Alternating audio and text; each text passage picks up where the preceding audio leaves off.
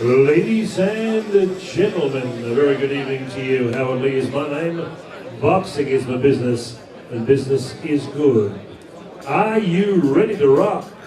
Are you ready to box?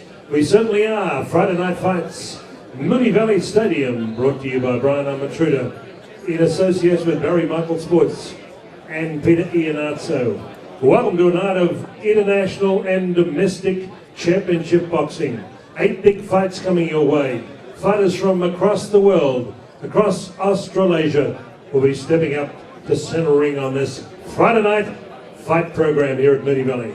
Grab your seats, you've got the best ringside seats in the house. Okay, coming on down to the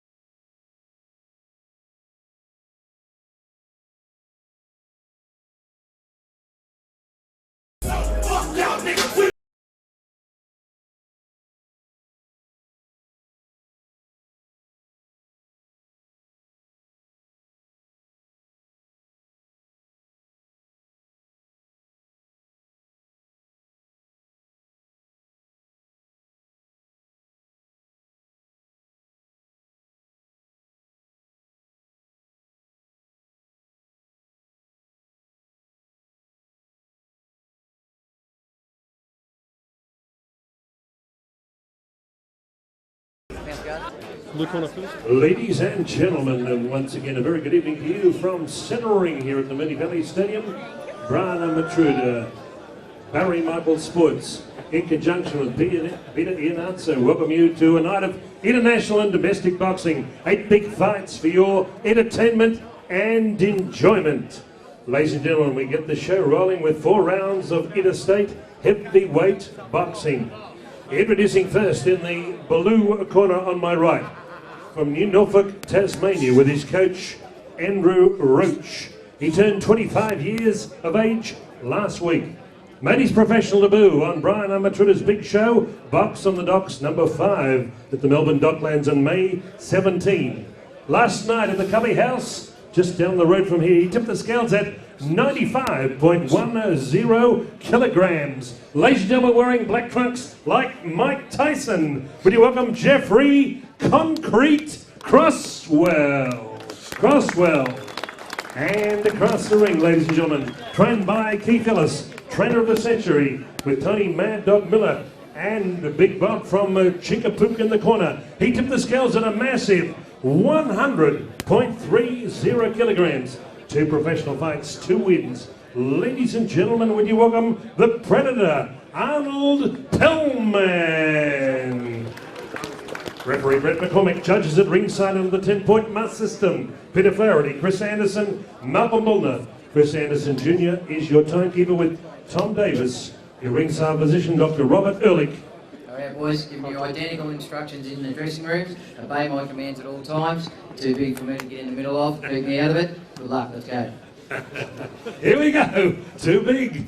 Okay. Well, good evening, fight fans. Welcome to the Victorian International Boxing Show here, proudly presented by Brian Amatruda with Barry Michaels and Peter Iannazzo. My name is John Fergus. Joining me tonight is John Cavassini and Peter Maniatis. And Peter, we've got an action-packed night tonight with 8 fights on the card. Mate, great fight. What a way to kick off with a heavyweight bout here between Arnold Pellman and Jeffrey Croswell. Jeffrey Croswell from Tasmania only had the 1 professional bout, which was a loss, but tough type of guy. I've seen Pellman's first 2 professional bouts. He's 2-0. And he's got every punch in the book, Pellman. Yeah, he's a big boy. He's got a distinct height advantage over Jeffrey Croswell, but mate, they've just got straight into it in the first round. Boys fighting in close at the moment. Oh, good uppercut there from Arnold. But Jeffrey Croswell just continually walking forward. He's not fazed by the size of his opponent. He's got a 5 kilo weight disadvantage on his side, but he's just continually walking forward.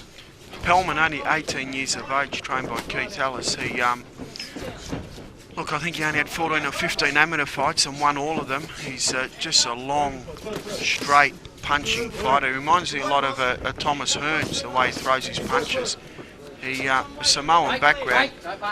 It's going to take a while for him to develop into a big, proper heavyweight, but when he does, look out. He's a big boy, as you said, 18 years of age with 100 kilos. Already a bit of claret flowing from the nose there from Arnold Pellman, but Jeffrey Crosswell certainly on the front foot at the moment. Yeah, Johnny, I think that nosebleed on Arnold won't really trouble him at all at this stage, and already we're seeing him working that uppercut to good effect. Yeah, he's been letting that left hook go as well as he's been breaking each time. Oh, good uppercut there from Arnold. This has been very lively early for heavyweight fights. I'd like to know the punch number stats because both boys have been throwing a lot of punches. Haven't got the counter here tonight, Peter, but I'll tell you what, they've certainly been letting them go in 4 2-minute rounds. Yeah, Freddie D'Amico. An action-packed first round between both boys. Also James, the real deal army. Good evening to you, gentlemen. That's round 1. Just joined us. So round 2 of 4, and Jeffrey Crosswell certainly coming over from Tasmania. Hasn't shown hasn't been intimidated at all at this stage. Jeffrey. No, I scored the first round Arnold Pellman though, 10-9. Yeah, Arnold, good uppercuts there, right above us in the commentary position. So he's got a distinct height advantage and a good reach on him as well. Yeah, well, only saw a glimpse of that left jab in the first round from Jeffrey Crosswell, but obviously he's come out in the second, really using that jab to good effect, just peppering away at Arnold. Yeah, Arnold countering well in that previous exchange.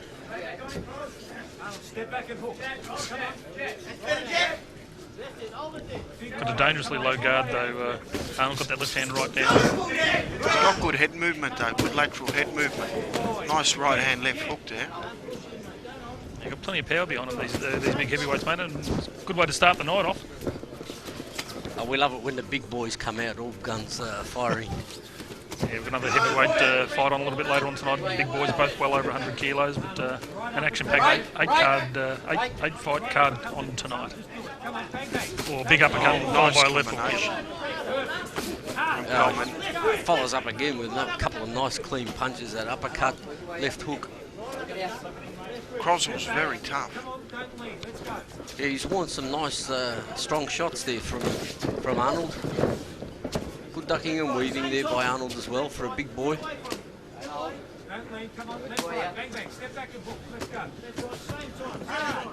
As you said, Peter, a bright future ahead of him, only 18 years of age. Plenty of power. Oh, he's rocked Jeffrey Crosswell there, but looks with that uppercut. He's got every punch in the book. He's so relaxed. That's what I like to see in a fighter. He's just so relaxed. He's got good hand-eye coordination. He knows when to punch and when to sit. He just... Round 2. Complete fighter. Appreciation. Arnold Pellman working the red corner with Dean Ellis and across the ring. Round 3. Come on, let's get involved in this one. The opening down on a big program. Ooh. Pellman kicks off left-right start away. As you said, Peter, his evasive skills are very good as well. We haven't seen a lot of that from Jeffrey Crosswell, whereas Arnold's really been ducking and weaving and keeping out of range. Crosswell's just your walk-up fighter, tough as nails. He, stand and deliver guy. Where Pellman's got a bit of lateral movement and he's got definitely a lot more punches in his kit. Oh, good left rip there. Some of the punches that Pellman throws are just copybook.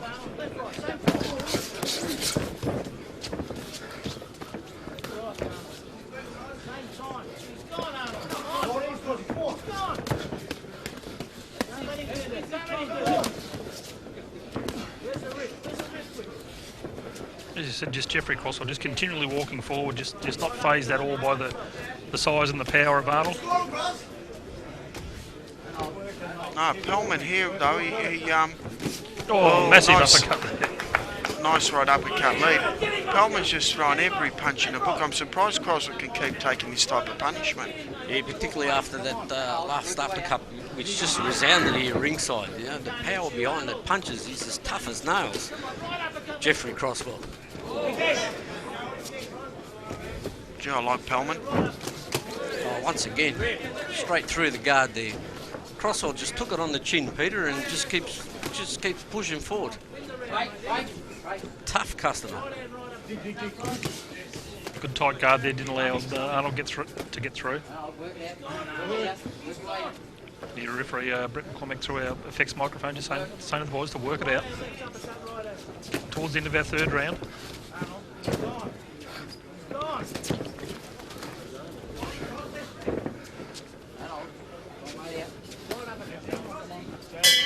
That's spelled round 3. There you go, action-packed third Young round. Victor and Victor to ringside. Young Victor and Lynn Victor here tonight. There we go, fourth and final round. Peter, how do you see it so far? I've got Pelman winning every round. He's come out all guns blazing. He's just opened up in this fourth and final round. As you said, mate, his evasive skills are very good. And his ankles he's using. There he goes. He's putting on a bit of a show for us now. Really starting to open up. He's got every punch in the book. And Jeffrey Croswell's looking a little bit shaky there on the legs.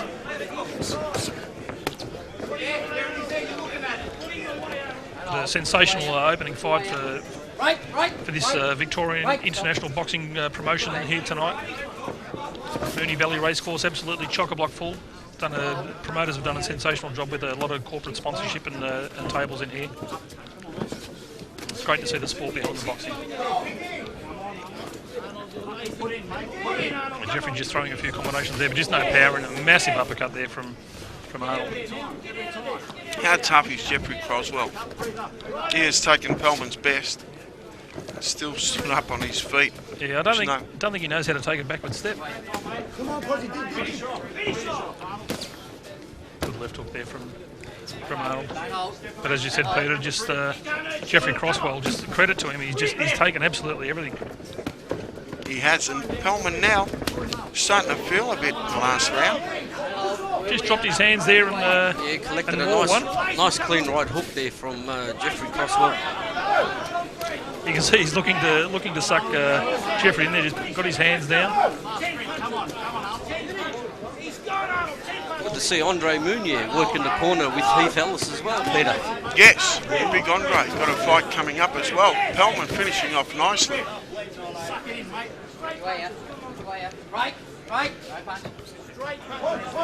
Fair bit of claret flowing from the nose of Arnold, but it hasn't phased him, and Jeffrey Croswell just hasn't been able to put him away.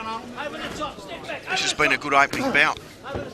I'll tell you what, Peter, if the rest of the fights continue on this sort of standard, we're in for a sensational. So there you go, end of the action-packed first fight of the night. Arnold Pelman out of the red corner taking on Jeffrey Croswell from the blue corner. This one go to the judge's decision. Brought to you by LA Precast Sky Channel. Okay, Judge Chris Anderson Sr. has it 40-36 to the red corner. Judge Peter Flaherty could not separate the two fighters. He had it 38-38. Therefore, the final card from Malcolm Bullner, he had it 39-38. Red corner by split points. Winner, Arnold Pelman, the Predator. There you go, Peter and John, split points decision to Arnold Pelman. What an action-packed first fight it was, mate. If they keep going like this for the rest of the night, we're in for a big night. Go, Johnny.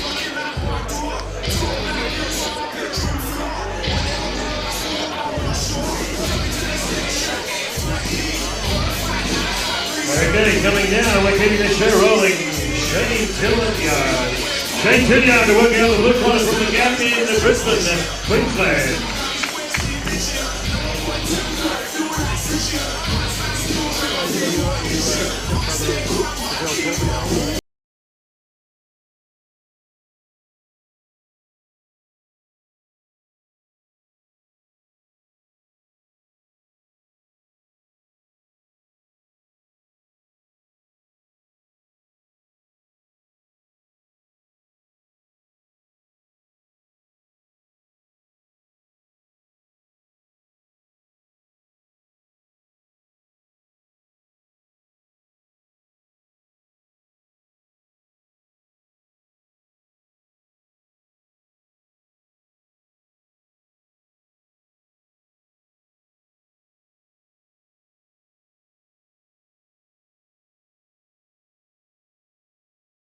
We go about number 2, 4 rounds of heavyweight interstate boxing.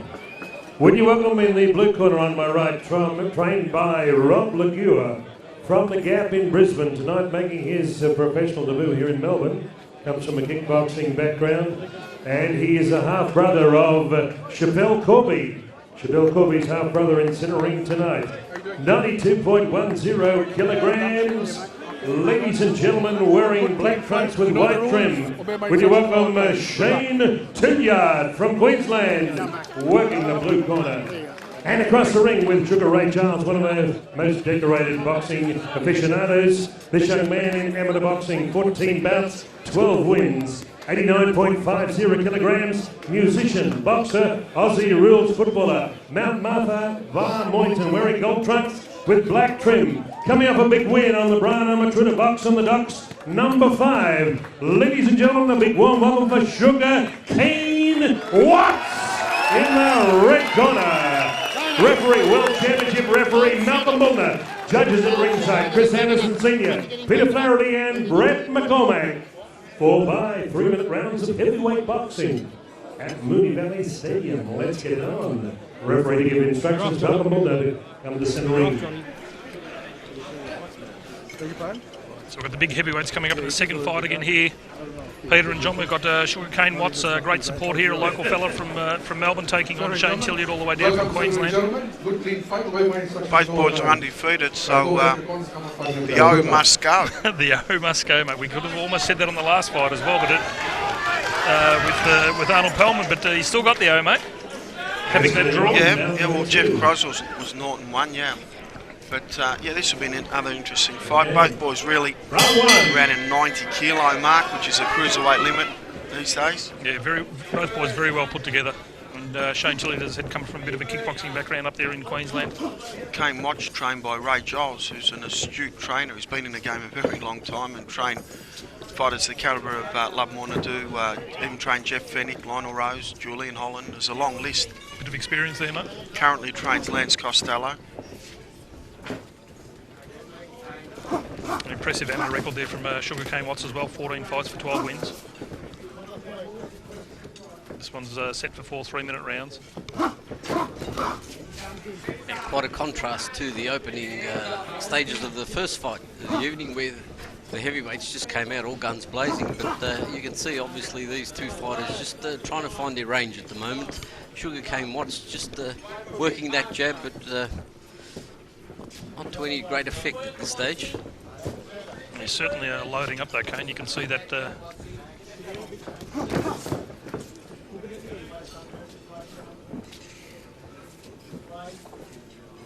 Shane Tilliard just looking very composed. He's a bit straight up, Shane Tilliard. Kane's a lot more balanced, looks a lot more schooled. Straight back, Shane Tilliard looks pretty straight. I think he's open for an overhand right. Be interesting to see that Shane Tilliard just really not moving off the BWS logo there in centre ring, just retaining his position in the middle. As we see Cane just working his angles, working around the ring, but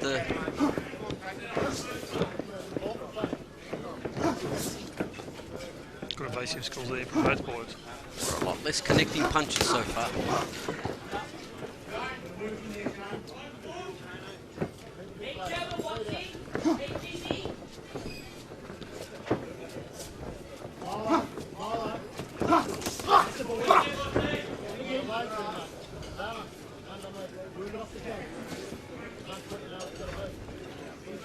Must be something about that BWS logo in centre ring, mate. Shane just doesn't want to come off it. He's not expending a great deal of energy, or good combination there from Cane.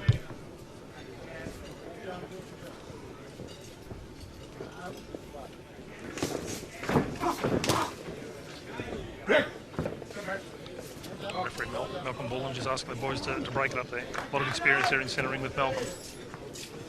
Oh, definitely. Refereed many world title fights, and he's got the distinct honour of refereeing Manny Pacquiao's first ever world title fight at flyweight. It's great to see that sort of experience in centre ring. A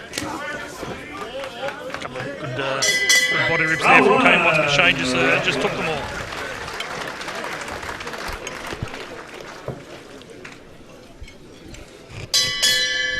blue and Sugarcane Watts red in round 2. How'd you score the first round, guys? I'd have to definitely give it to Sugarcane Watts. Just busier work rate. If I was in the corner of Shane Tilliard, you'd obviously have to be telling him to pick up his pace a little now in the second. The way Tilliard's position and his footwork, you can tell he's a kickboxer. He's got all his weight on the back foot more than the front foot. He's a bit straight up, leans back. So I wouldn't be surprised if he came from a kickboxing background. Yeah, they're complete different sports, aren't they, Peter? It's both contact sports, but certainly there's a lot of science behind both of them. Kane Watts, a lot of movement, and picking his moment. They're starting to liven up a little bit here in the second round now.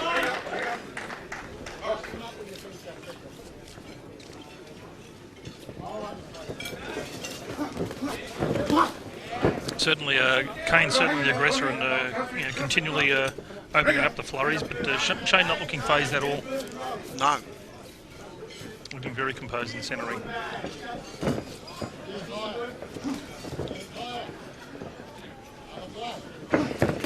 Interesting how Sugarcane Watts, with that left jab in particular, Peter, he's almost punching upwards, using it as a dummy rather than to stick it right into the in between the guard.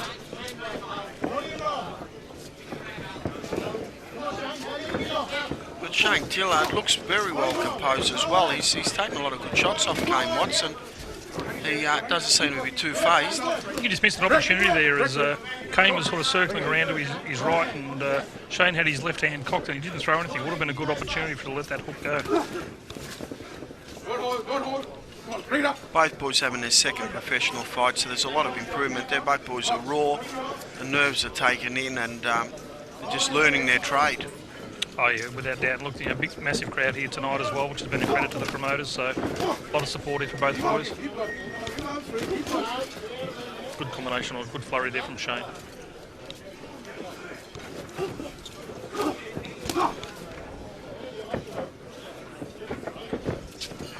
Kane Watts with the yellow shorts for the viewers that distinguish the two fighters, and Shane Tyler with the black Everlast shorts. That's better work there from Shane Tilliard. You can see him connected with a nice right hook there. Yeah. The uppercut just missing the mark. I just want to see him back himself a bit more, Peter. He's starting to open up a little bit now as we get to the later stages of the second round, but it's almost as if he's showing too much respect to Kane Watts. It's a feeling out process at the moment. They're just feeling each other out. Yeah, I think we'll give that second round to Shane. Round 2. Sugarcane Watts and Shane Tilliard. Queensland versus the Big V, your 4-round schedule. So halfway through, so 6 minutes to go. That's it, Shane Tilliard looking to open up a little bit more in this third round. Shane's settled down now. He took him a while to find his range, but he's settled down now, and he's a lot better. Nice right hand. Yeah, he doubled up nicely on that right hand. Follows up again, another nice right hook. Kane Watts, though, a complete fighter. I like the way Kane moves and the way he picks his moments, and for a big man, he moves well. Covers the ring well. Yeah, very light on his feet. Correctly. It's like a bit of a welt appearing under the left eye of Shane Tilliard. He doesn't seem to have the power that Kane Watts has got, but he's certainly really stepping up the pace. A good right hand there.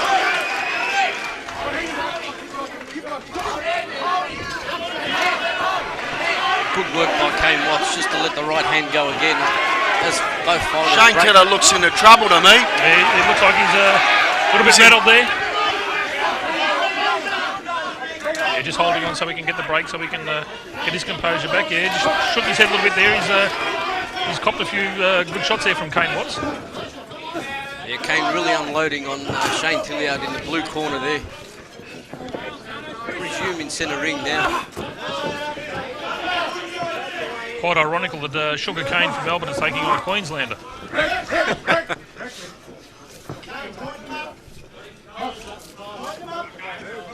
He's not looking phased though at all, Shane Tilley. He's taken the best shots from Shane Tilley, but still not phased.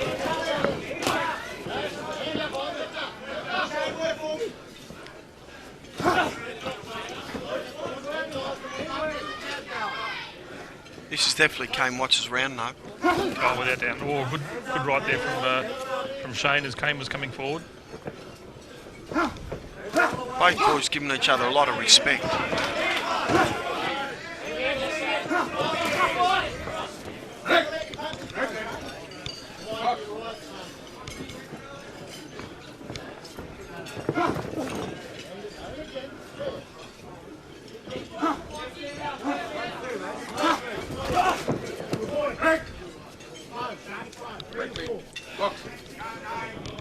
Kane Watts continuing to dance around and his opponent. I don't think he stopped moving so far for the better part of 3 rounds as he now unloads once again onto Shane Tilliard.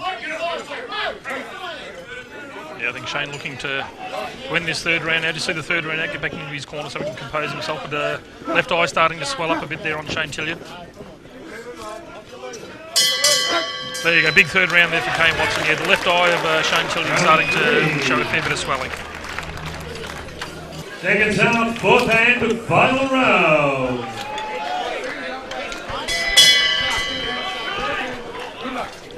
There we go, 4th and final round of the 2nd bout of the night. Shane Tilliard's left eye is showing a fair bit of swelling there, and Sugar Kane Watts is really coming out firing now. Yeah, on my scorecard, Sugar Cane Watts would be well ahead at this stage after 3 rounds, so Shane Tilliard really needs a knockout to take this fight.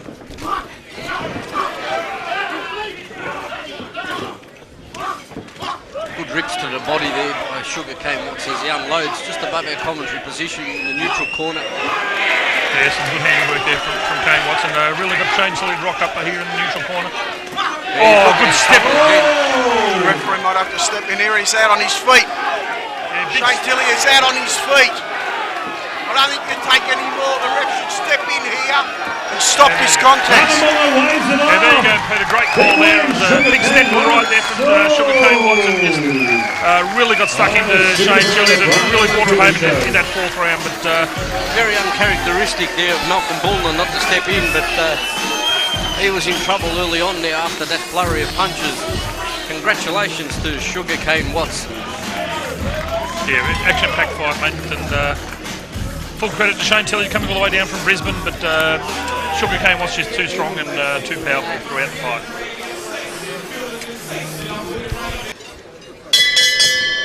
Referee Malcolm Bullner stopped the contest. 52 seconds into the 4th and final round. Retaining and maintaining his unbeaten record, red corner, Sugar Cane Watts. Great performance there, Peter, from Sugar Cane Watts. And a big round of applause. It was, and the way he finished, Shane highlighted, it proves that he is a good fighter because he just didn't let him off the hook.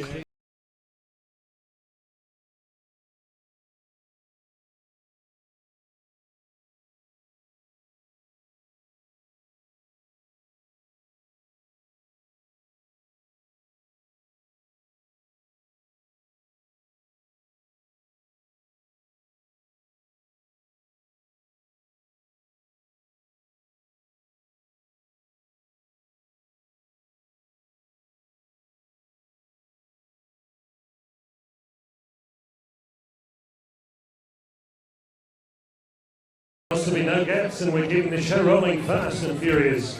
When you welcome in a centering unbeaten Aussie boxer from Coburg, the wild boy Steve Gillingham. Come on now! Come said the boy. Great record, Mondo Rock. Good stuff, Sam. Plenty of volume there.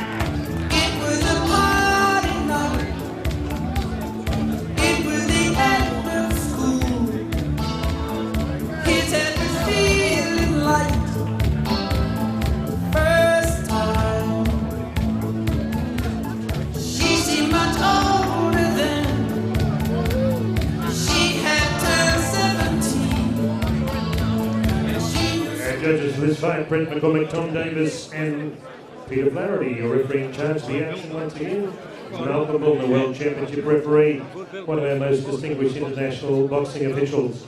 4 rounds of international cruiserweight boxing. Super promoter Brian Amatruda in association with Barry Michael, former IBF World Super Featherweight Champion, and Peter Iannazzo. We're in the celebrity room at the Moonee Valley Racecourse. Friday night fights. Ladies and gentlemen, introducing first in the blue corner on my right, originally from Nigeria, now based in Adelaide, South Australia. His chief corner man is the Dragon, Bosnian 2 times Olympian and former OPBF, Orient and Pacific Boxing Federation champion Nerman Sabanovic, joined by top promoter Louis Carricker and Stewie Swale. Ladies and gentlemen, at 79.20 kilograms, give him a warm welcome to Melbourne town, wearing trunks of red with a touch of black and white. Friday, it's Friday in Wahoo in the blue corner. And across the ring with Dave Hegarty, Team Tarneet, Team Destruction in Melbourne's Western region. He has a perfect record in professional boxing. 3 bouts, 3 wins. In cricket terms, it's a hat trick. Ladies and gentlemen, at 80.70 kilograms, they call him the Wild Boy, Stephen Gillingham. Mavabuna, 4 rounds of international boxing. Here we go. This will be another action-packed fight, Peter. Stephen Gillingham, love watching this boy fight. He's Welcome got to a distinct height advantage over Friday Nwawu. We don't know, well, I don't know much about Friday. Peter? Friday was a bronze medalist in the 2006 Commonwealth Games, representing Nigeria, but at super lightweight, 64 kilos. So he's jumped up 15 kilo. It must be the Aussie beef. Must be something in the Adelaide water, mate. But very well put together fighter, but the Wild Boy's got about a 6 or 7 inch height advantage over him, but this will be a good fight. Yeah, we've commentated pretty much a couple of Stephen Gillingham's previous fights, Johnny, and I know he's impressed both you and I.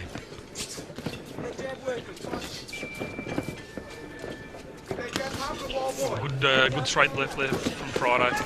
Nice body rip also from Friday.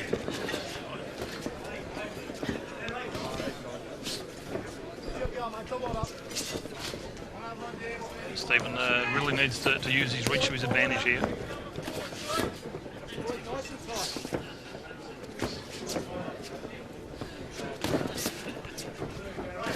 In awesome shape. Gillingham's in very good shape. He looks fit. He got a nice left hand. He's starting to fight off nicely. Yeah, big boy for 80 kilos. Very well put together and got a lot of height, which he needs to use to his advantage.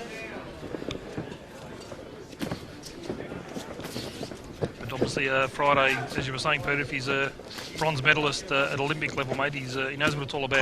Commonwealth Games, sorry. He obviously represented Nigeria. Now with Nerman Sabanovic. Obviously, Nerman Sabanovic's a former OPBF champion and a good fighter based in South Australia. Good uppercut there from Friday. So it looks like if he was fighting around at in the 60 kilo weight division, he's really bulked up really well. He has. I mean, he's only 23 now, Friday, so he would have only been a teenager in 2006 or 20. So he's obviously starting to mature and grow, and I could see him really fighting as a super middleweight rather than a light heavyweight. He's probably just put on a few kilo to take the fight. Switching from orthodox to southpaw, that's pretty tricky there from Friday Nwawu. How do you pronounce his name? Oh, mate, your guess is as good as mine. Nwawu? Nwawu, okay. Friday. It is Friday too. We'll just call him Friday. I think I'll stick to Waiwu and we'll make the N silent.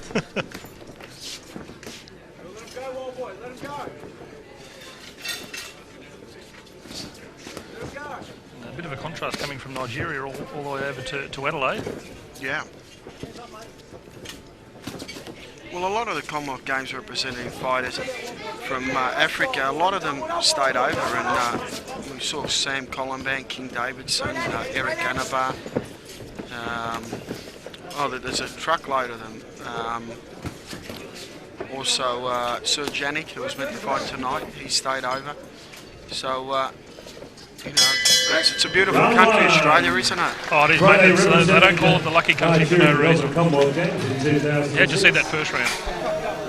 Pretty close high score at the Gillingham. Adelaide, South Australia.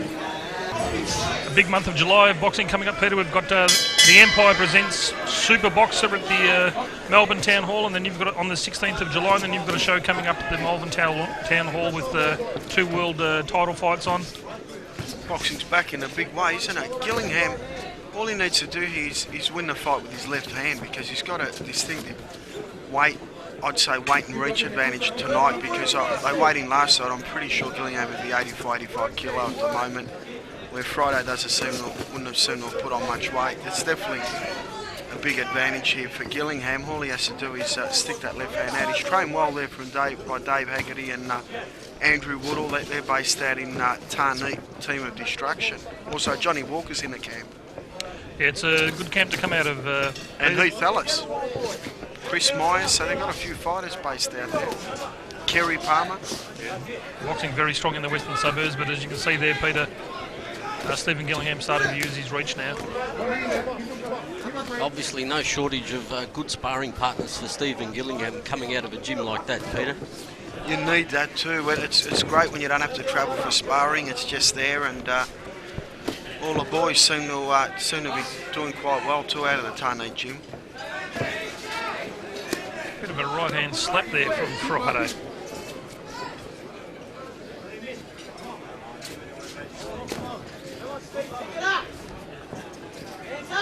See Steve just looking to go low there, might have been looking to come over the top as well, but a good tight right hand there from Friday.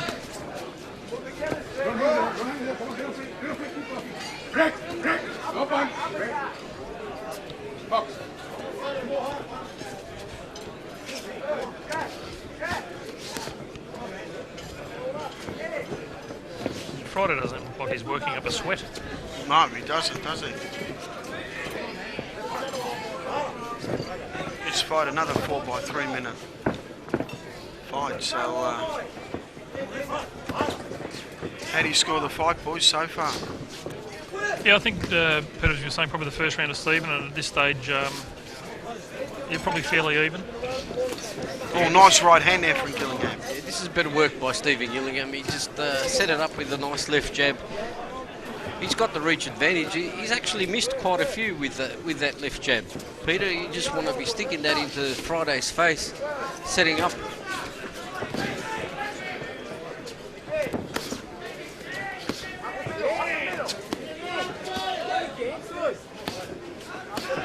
Yeah, Friday not doing a lot there as they ring close. Or big uppercut there from Stephen, missed the mark. All good left from Friday.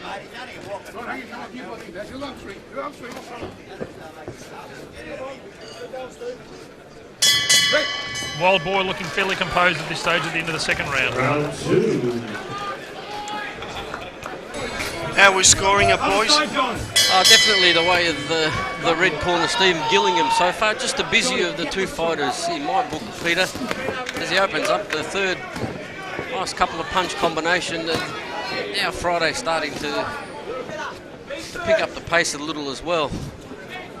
As Johnny mentioned, he hardly looked like he worked up a sweat in the first couple of rounds, but interesting to see what tactics he employs here in the third round. Yeah, he certainly looks well conditioned, Stephen, so no doubt both these boys have got the conditioning to go the distance, but just a very short, stocky fighter, Friday Nwawu, and I think he's just looking to set up for that big KO punch by the looks of it, whereas Stephen's certainly a lot more active. Stephen's for a big man, he's got a lot of agility. Seems to move well, he's got good eye, and he's only having his fourth professional fight. He didn't have many amateur fights, so he's just going to keep improving, Gillingham. Yeah, I think he's got a bit more artwork since we last commentated his fights as well, John. Peter, across the front of his shorts, he's got grub boys. Do you know anything about that? I think that stems back from the Glenroy boys, Darryl Ford and Luke Maloney, and a couple of them have got that tattooed. It's just a slogan. The Wild Boys great mates with Lukey, Jimmy James, and all the boys from out of Glenroy. It's a fantastic gym. They're great guys out there. I've got a soft spot for Glenroy, Peter. That's where I grew up. Oh, okay. Okay.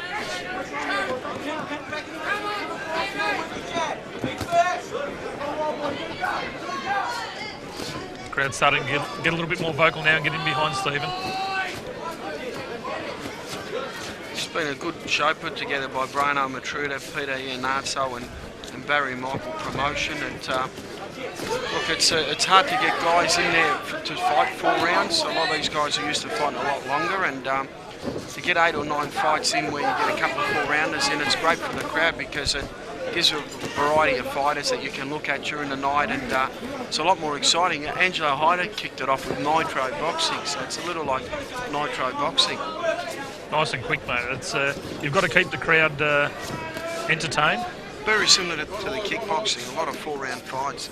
In boxing, normally we normally have 5 or 6 fights, but it's 10 rounders, 8 rounders, 6 rounders. In the kickboxing, you get 15 fights and they're all 4-rounders. Yeah, John and myself commentated a show last Sunday. There was 15 fights on. The first fight kicked off at 6:30, and the last fight finished just after 11. So they just got straight through them all. We only had a couple of KOs, but they're normally just sort of 3 to 5 rounds. We had a couple of 4-rounders in there as well. But as you said, tonight we've got some 4-rounders.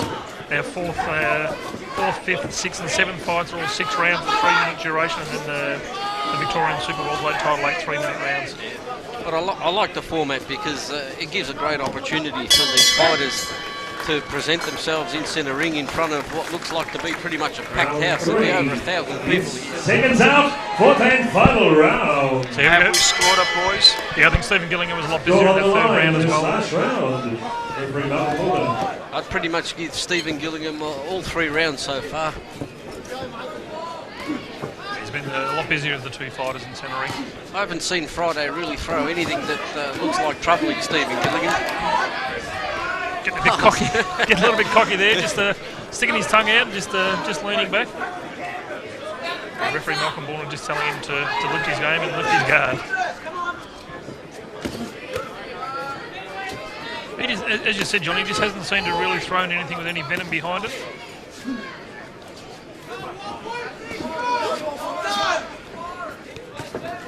Just took one there from Stephen and just sort of shrugged it off.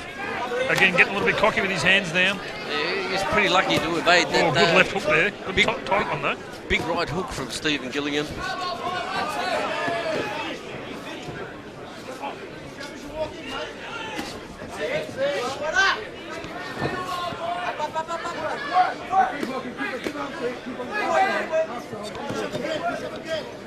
Friday just not looking phased at all.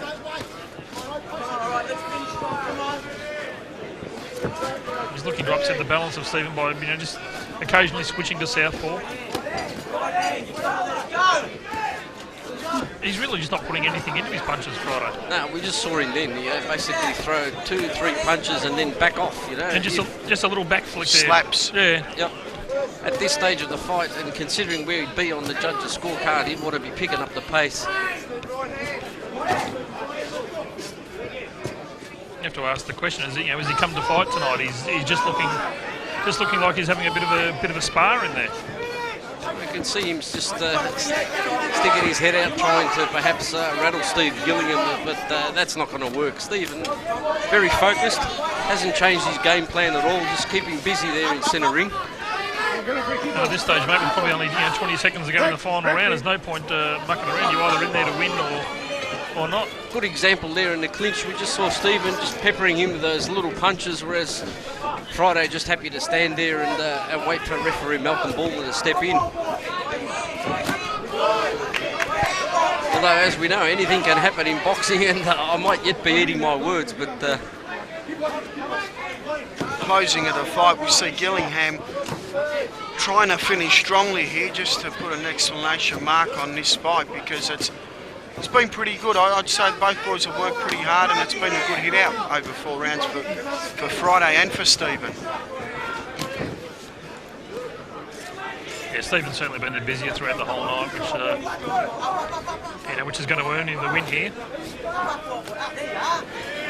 Just misses with that big uppercut. That's the end of the line. Friday just gives him one to finish off with. And Friday on the line, Iwawu from Nigeria. And Friday huffing and puffing a little bit now as he goes back to the corner. Didn't seem to be showing a lot of it in centre ring, but in the judges' hands. Another good strong decision, convincing performance there from Stephen Gillingham.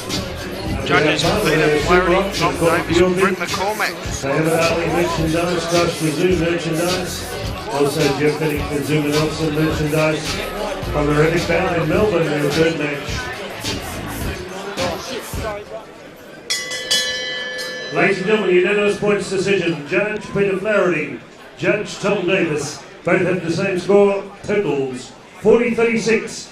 Replicated Brett McCormack 39-37. Your winner, Blue Corner. Friday, the Wawu on the move, originally from Nigeria.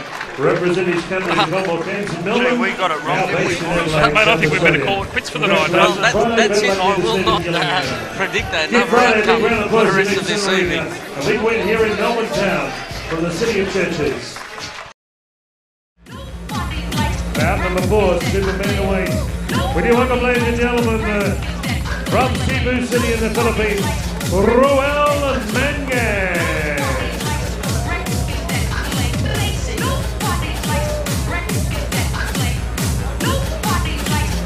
He'll be working out of the blue corner.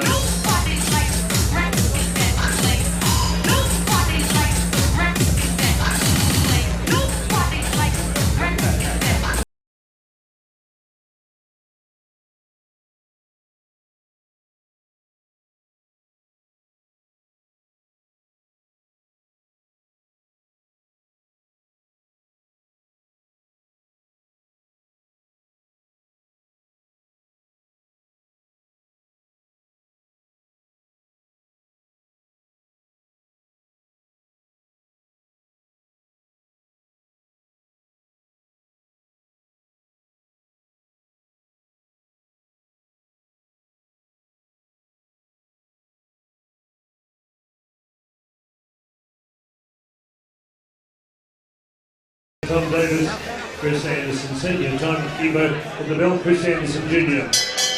Thank you, Chris. 6 rounds of Super Bantamweight boxing. Brian, I'm going to promise you the show would roll. No gaps, no spaces, non-stop boxing action. And a throwing out of Mooney and Valley. 6 rounds of Super Bantamweight boxing, as I said. Would you welcome in the blue corner from Cebu City in the Philippines, 30 years of age, with legendary Dino Bahol and Robbie Laguerre joining in, wearing gold trunks with a touch of black. Ladies and gentlemen, 25 professional fights, 13 wins, 1 draw, 5 inside the distance. At 55.30 kilograms, would you welcome Roel Mangan. Across the ring in the red corner with Daniel Bookie Lovett, good to see him back in top health. Johnny Keith Ellis, straight of the century from the Fighting Chance, Albion in Melbourne's West. Ladies and gentlemen, in professional boxing, 7 bouts, 5 big wins from Sunbury. Reigning national Super Bantamweight champion. He's not putting the title on the line tonight. He's wearing black trunks with white trim. 55.30 kilograms, his weight. Would you welcome mighty Mark Kwan, representing Australia. 6 rounds of boxing. The referee in charge of the action, he is the National Hall of Fame Presidente, Mr. Brett McCormack. Here we go. Big fight. Come to center ring. The referee's instructions. Okay, boys, again, you both identical instructions in the room. Protect yourself at all times and obey my commands at all times. Keep me out of it. Let's go. Big fight this one, Peter and John Mighty Mark Kwan, the reigning national Super Bantamweight champion, ranked number 3 in Australia, taking on Roel Mangan all the way over from the Philippines with a fight record of 25 fights for 13 wins. And did I hear right that he's only 15 years of age? Now look, Roel Mangan, he's based Or was it 50 years of age? based in Sydney under the guidance of Dino Bahol, who's had a lot of good Filipino fighters over here. Okay, we can get underway now. We're just waiting on the doctor to come back and officiate. Green lights on. Round 1. Roel Mangan here in the yellow shorts and Mark Kwan in the black shorts. Roel Mangan, a Sydney-based Filipino who has defeated Rene Gunoy. He's gone 6 rounds with Jimmy Jaka, who Jaka's fought for a world title up against John Manuel Marquez. So this Roel Mangan, I saw his last fight up against Willie Kickett, and he gave Kickett a good fight. And this is a big step up fight for Mark Kwan. If Mark Kwan can do good against this guy, that means he is flying, because Roel Mangan, for what he is at this standard of fighting, he's a high quality international fighter. Yeah, no doubt. Mighty Mark Kwan, the reigning national super bantamweight champion, a lot on the line here. Yeah, well, on paper, experience obviously going the way of Roel Mangan, but Mark Kwan, a very popular fighter, Peter, and features frequently on the KO Boxing Show on Channel 31, Tuesday nights at 10:30. As we said earlier on, boxing is back in Melbourne, and it's pretty much to your credit, obviously, the popularity of the show, and it's a testament to our promoters and the crowd that we have here this evening. Thanks, guys. Yeah, we've had Mark Kwan in many a time, and he great guy to interview. He's lively, and you know, he speaks his mind, Kwani, and he's our current Australian super bantamweight champion, and he's a great amateur too, Mark Kwan. I think he had 80 or 90 amateur fights. He was Australian amateur champion as well, so he's been well schooled, Kwani. 5-2 as a pro, and he's going great guns. It's one thing, as you said, he's a live little fella, Peter, but something about the little guys, mate, but they love to really get it going in the ring, and they're quite often chatty little fellas, and got a bit of a lip on them as well, which is great to see. Oh, they do, and Mark Kwan, trained by Keith Ellis. Keith seemed to really spark up his career here. He seems to have gone to another level, Mark Kwan. Nice right hand there from Kwan.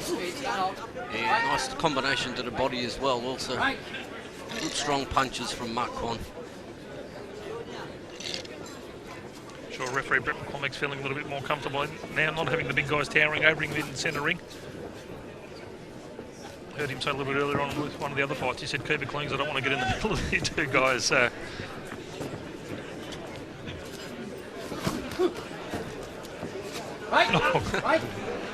Bit of fancy handiwork there, just around the back there from Mark Kwan. Yeah, referee Brett McCormick just. What would you call that, Peter? The round the back punch. Yeah, a bit of a party trick. Yeah. Good tight guard there from Royal. Work by Mark, just doubling up on the ribs to the body. Round one. Seemed like a very short 3-minute first round there, Peter. It did. How'd you score the fight, guys? I'd rather not comment, although if I'm going to stick my neck out, I'd say fairly even the first round. How did you see it? I thought Connie was a bit more busy, but yeah, pretty close round. I'm just not going to comment after the last fight.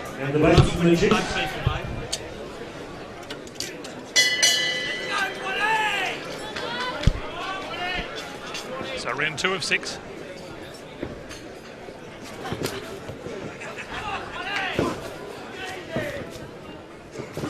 A lot of good vocal support here for Mark Kwan. Right.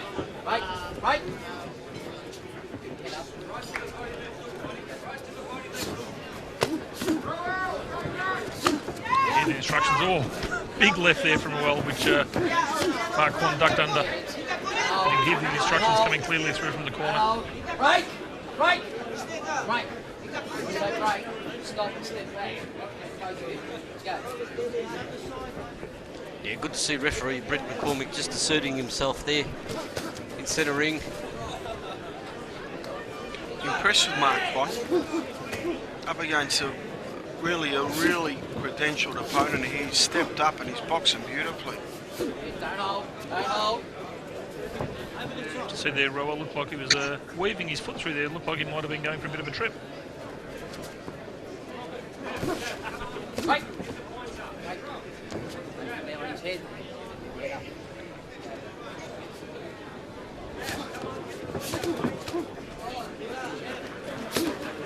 A very tight guard, Roel. The speed at which Mark is just unloading those punches is great to watch. I love this weight division. There's just so much action. Super Bantamweight division, a famous division. Jeff Fennick won his second world title at Super Bantamweight. Do you remember who it was up against, boys? No, you've got me there, mate. You've got a better boxing brain than what I have. Shingaki, the Thailander. Not Shingaki. Sorry, Pakaroon. Shingaki was his first world title. One thing Samo Parakaroon. There's a bit of a head clash there. Both boys just step back and acknowledge that. So good parry there from Connie as Roel just came in.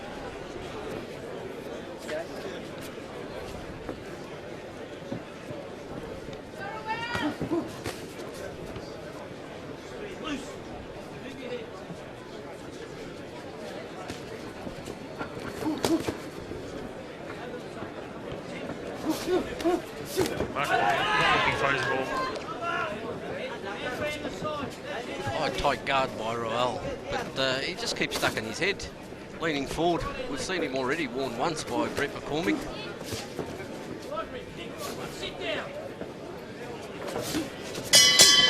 Ooh, right on the bell. I see Mark Kwan just wanted to continue on with it. He wasn't happy Round two. with Roel at the end of the second round. Showing up the men's up match, international match at Super Bantamweight. So round 3 of 6 and a bit of swelling appearing over the left eye of Mark Kwan. So it might have been a bit of a head clash there in that second round. Work rate's been very good by both fighters. They're just so quick at this weight division. Stop, right! Stop. Bit of feeling in this fight, I think, there, Peter. Definitely. Roel, that super bantamweight division, very competitive in the Philippines. You've got Ray Boom Boom Batista, he's in that superweight division, Michael Domenico, and a lot of good fighters. Jerry Penalosa. Yeah, well, starting to open up a little bit now. Mark just looking a little bit rattled.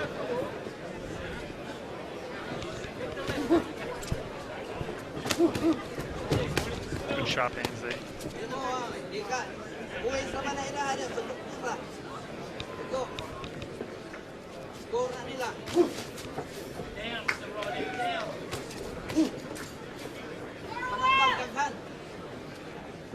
Bit of support here as well for Roel, so I've had some fans come down from Sydney to watch him.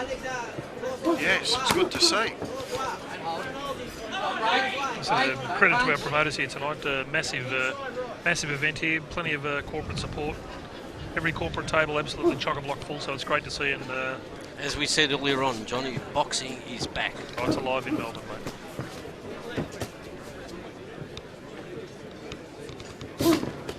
Riel's starting to come into the fight now. Mangani, he's starting to really come into the fight.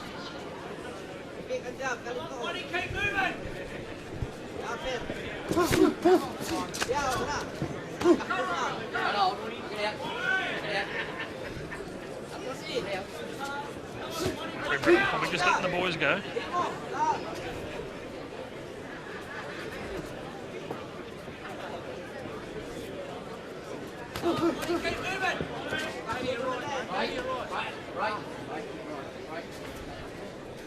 Marquand just shaking his head there.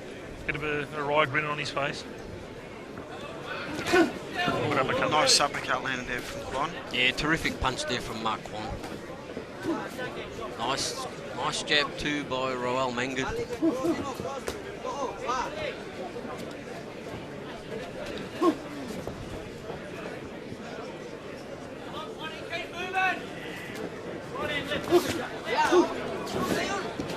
Big left there from Wild, just missed the mark.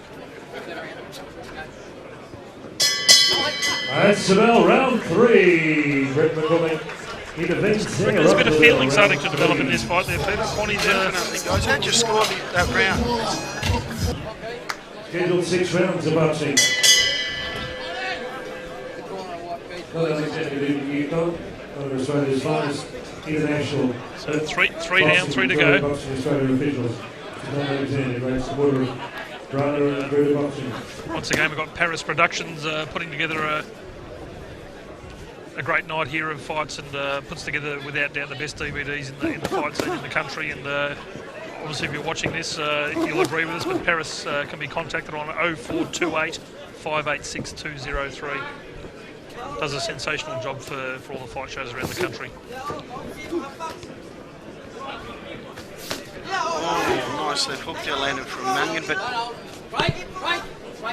Mark Kwon started this round very well, landing solid body shots. Big grin on his face, Mark Kwon. He's loving what he's doing in there. There's been a few head clashes in there, which I think is probably irritating Mark a little bit at this stage. As we see Royale just push him away.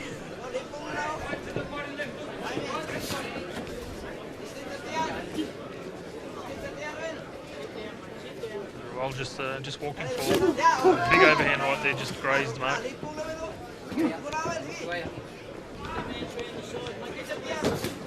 Royale really looking like he wants to step up the pace now in this fourth round.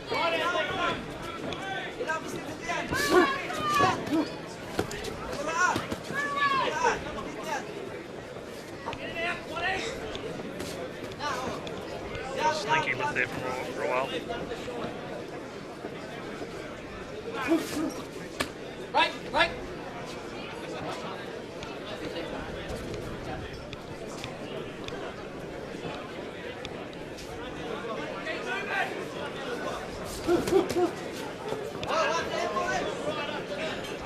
Bit of an elbow, or a bit of a shoulder shove there from Mark Kwon.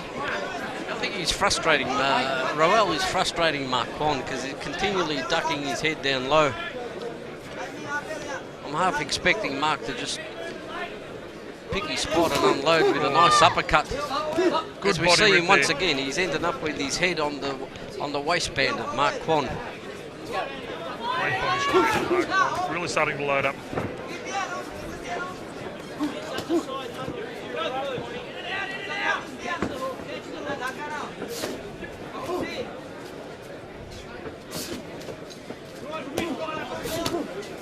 In the first half of this round, Royale was asserting his dominance, but I think Mark's pegged it back again in this fourth round.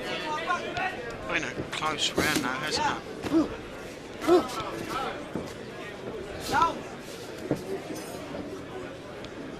This has been a really competitive fight, hasn't it?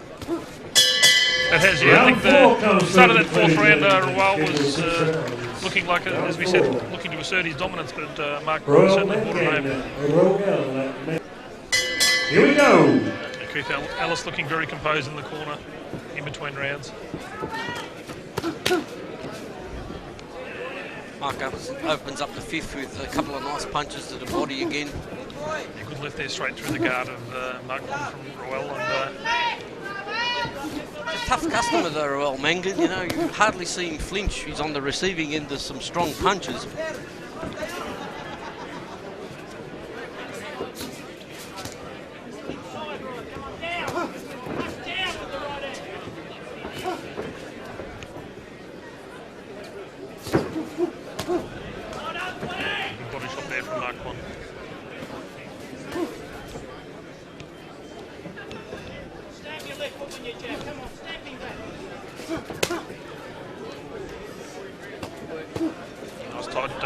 Nice uppercut there as it was just locked up there. So Roel looking to take Mark Kwon's head off with a wild uppercut.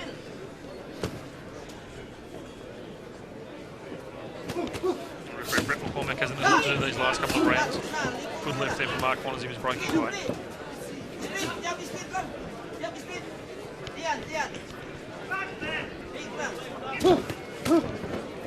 Dino Bahol speaking to Gallo in the corner.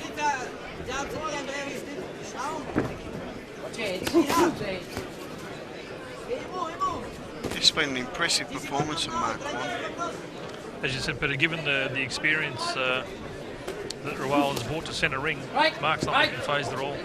No, he'll move to 6-2. This should give him an international fight overseas.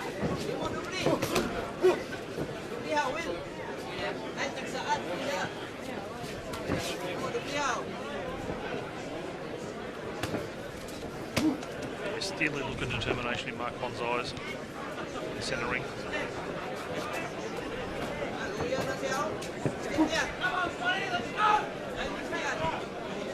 So halfway through the fifth round.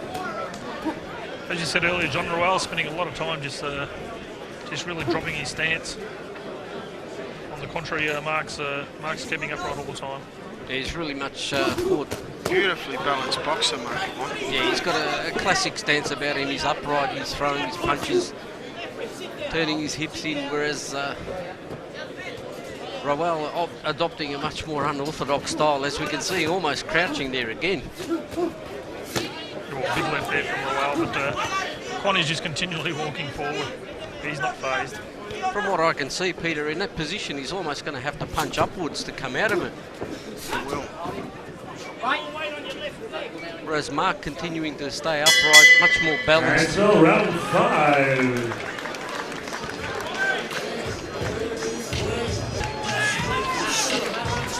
How are you seeing it, Peter? 6th and final Let's get round. it on. Mark Quan 4 rounds to 1. Filipino needs a knockout to win. How do you see it, guys? Mate, I don't want to say anything, as I said after the last fight, but look, Mark's certainly has been the busier.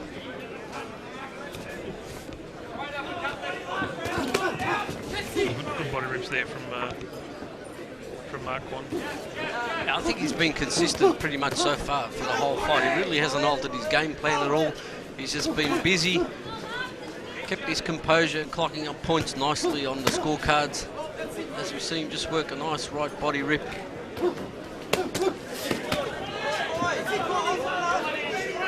We can hear the power in his punches from our commentary position here.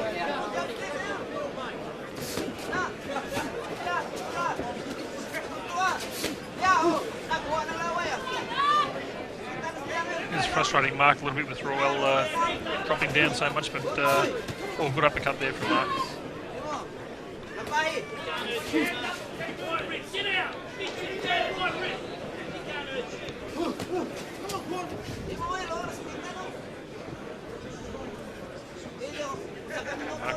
just standing back now. I think he's feeling fairly confident at this stage.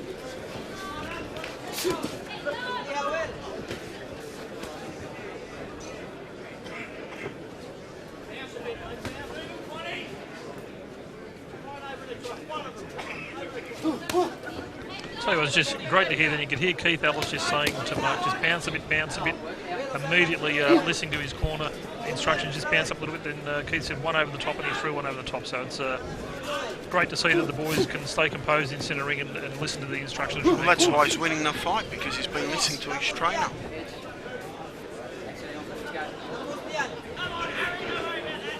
But to have the composure, Peter, while you're in the centre ring and you're really focusing on what your opponent's doing in front of you, to be able to hear that executed is a credit to both trainer and fighter.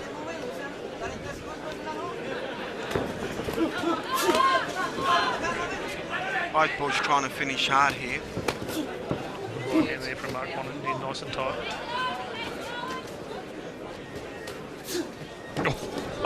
A left hook there from Roel that missed the mark, but I tell you what, he was really trying to take Mark Quan's head off there. He hasn't dropped his guard at all so far in this whole fight, Mark Quan. Have a look at keeping his hands up nice and tight. Not doing anything silly.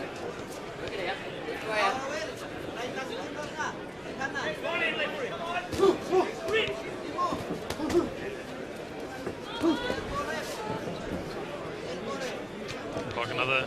A bit of an elbow just to push Roel Mangan away.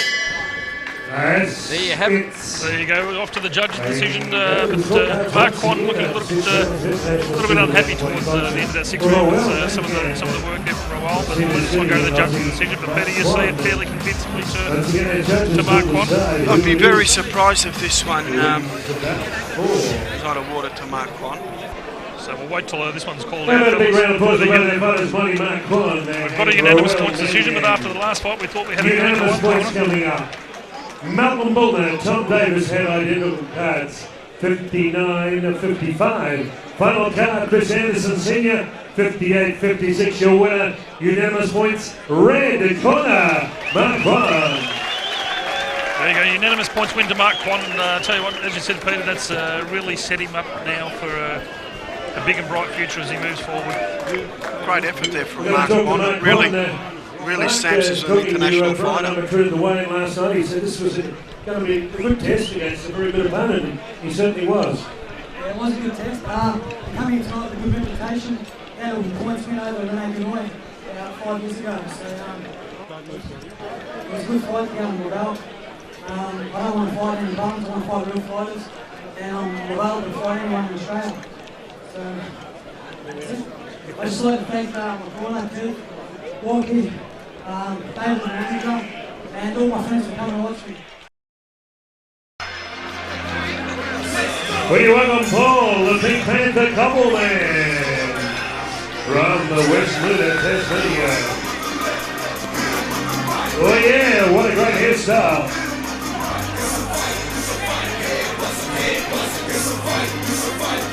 Yeah. Bill Box down the blue corner.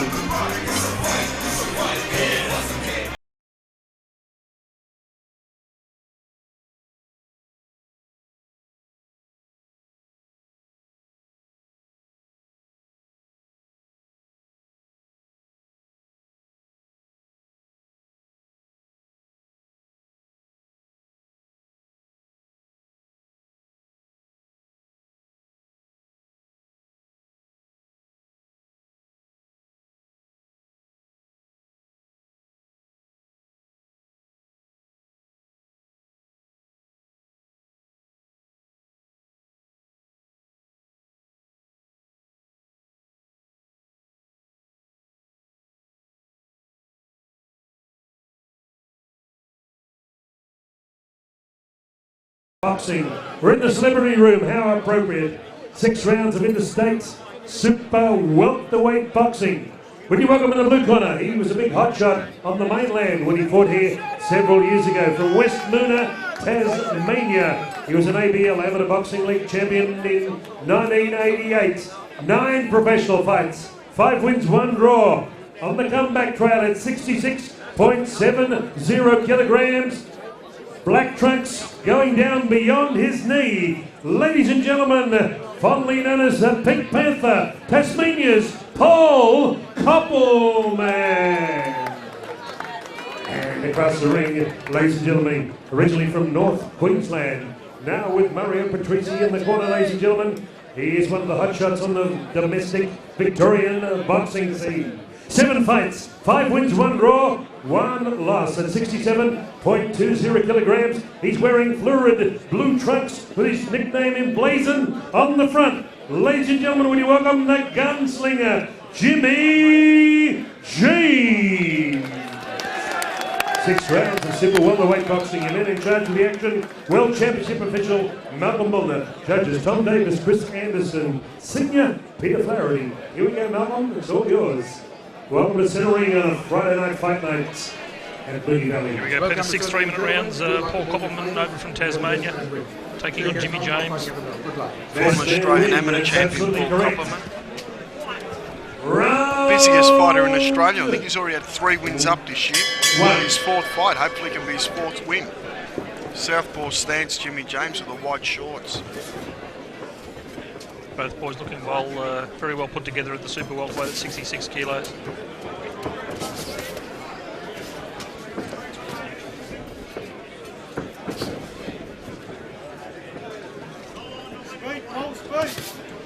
Good heading there from Paul Koppelman.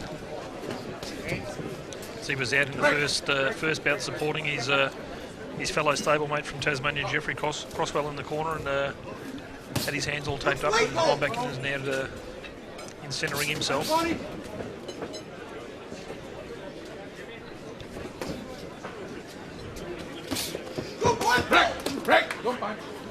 Jimmy James, as we said, already had 3 wins in 2009, so he's been very busy. Don't hang in there, don't hang in there. Come on, give your arms straight.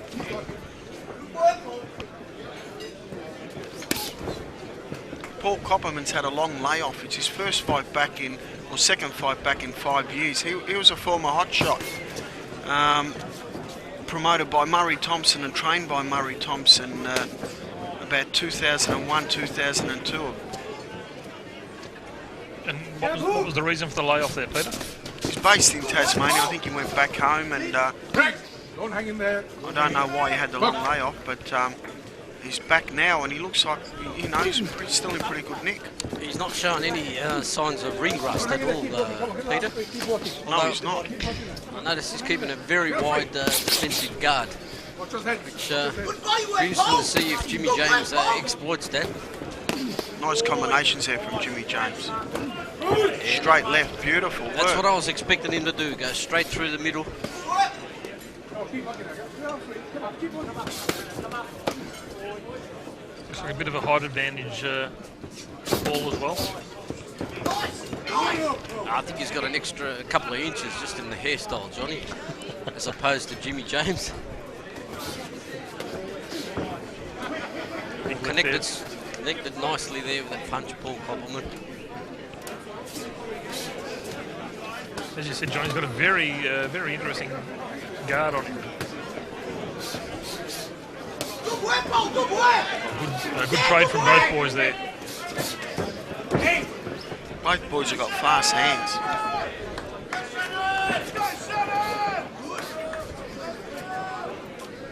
We see around the kidney section on the right hand side of Paul Koppelman. He's already worn a few there.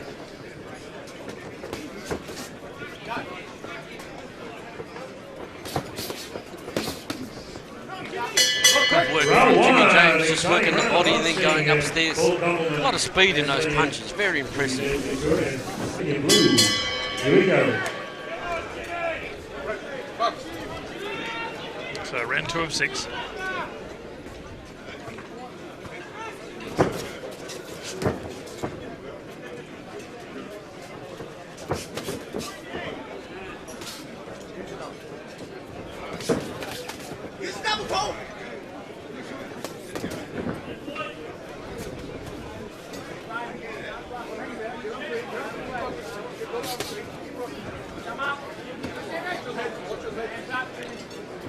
Jimmy James, just a couple of seconds before that, looked like he was wincing a little bit, so I'm not sure whether he caught one, and they just both boys acknowledged that.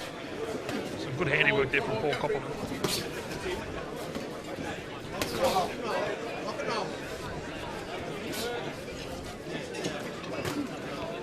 Nice straight left there from Jimmy James.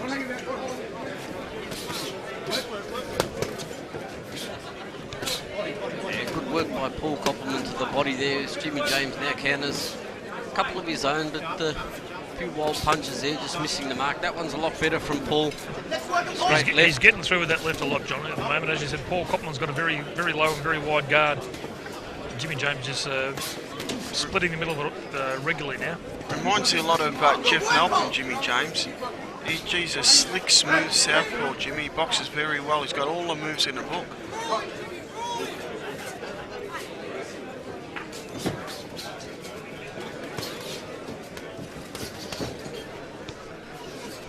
And we see him wincing once again.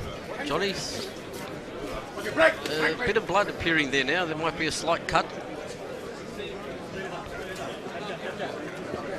I think he might have wore a low one there as well, and you're just having a word to Jimmy Malcolm cut over the right eye now. Just a trickle of blood, so I'm sure the corner will have the adrenaline 100, 1000 ready to Good handiwork on from that both boys there.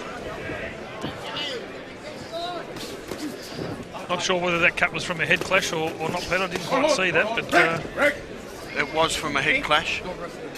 Oh, the cut now is starting to open up a bit.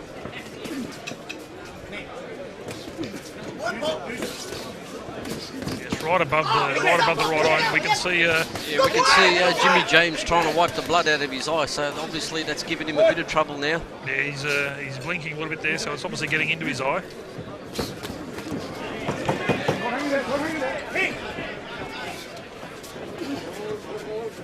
I think they're looking to win this second round, so we can get back in the corner quickly, so they can work away at it.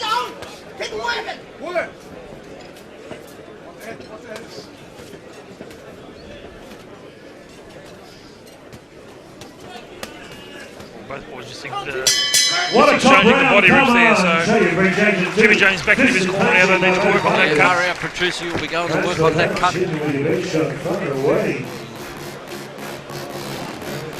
No fear, we're in the pain game.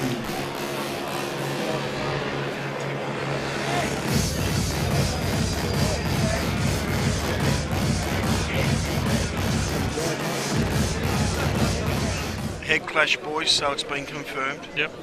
Doctor, surprisingly, just as they're about to commence the third round, has just come over and checked it. I would have thought he would have done that at the end of the second round. Head crash injury to Jimmy Jones. The red corner. Just applying the Vaseline. How were you managing seeing in that last bout? It looked like you were struggling. I was having fun. Yeah, I mentioned the time. It's in the high, huh? Good on you, Tim. Good to see you back in action very soon. Head coming good. Tim Hunt, one of our great favourites. One of my great favourites. We'll be back in action very soon. The hunter, Tim Hunt. A great supporter base in Fitzroy, in India Hotel. And he's a very keen student of the fight game right across the world. The hunter, Tim Hunt. Thank you, Peter. Okay, Jimmy Jones inspected by Dr. Ehrlich, and here we go. So here we go, third round underway now.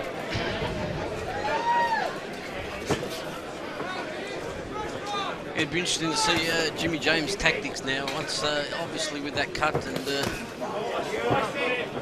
Paul Koppelman obviously be looking to open that up a bit further. But you'd expect Jimmy to try and finish it off.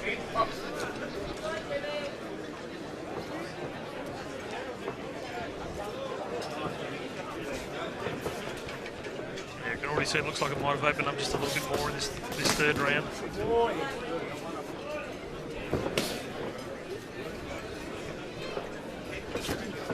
Oh, there's that straight left again from Jimmy James, just getting straight through. Set a very low and wide guard from Paul Koppelman. Don't hang in there, don't hang in there. Come on, get free, get free.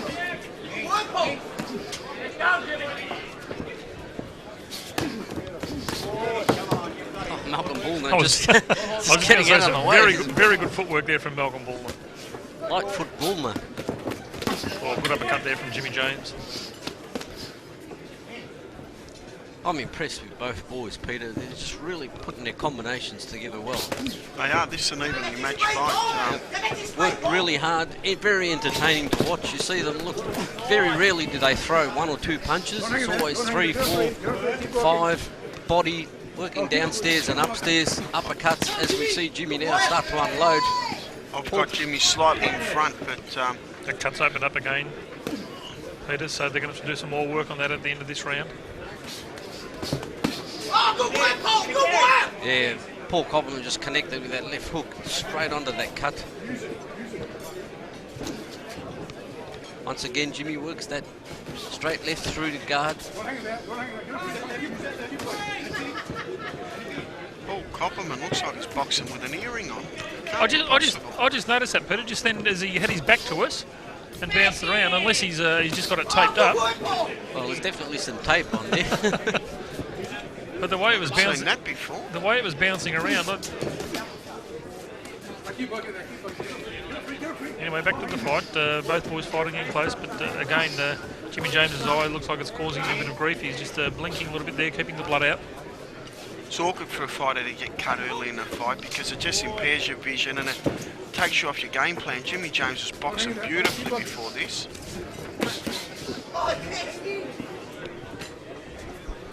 He's starting to blink now, so it's starting to impair his vision. Oh, big left hook by Jimmy James. Bring it up, bring it up. Very clean. As you said that, Peter, very impressed with both boys. Very evenly matched fight.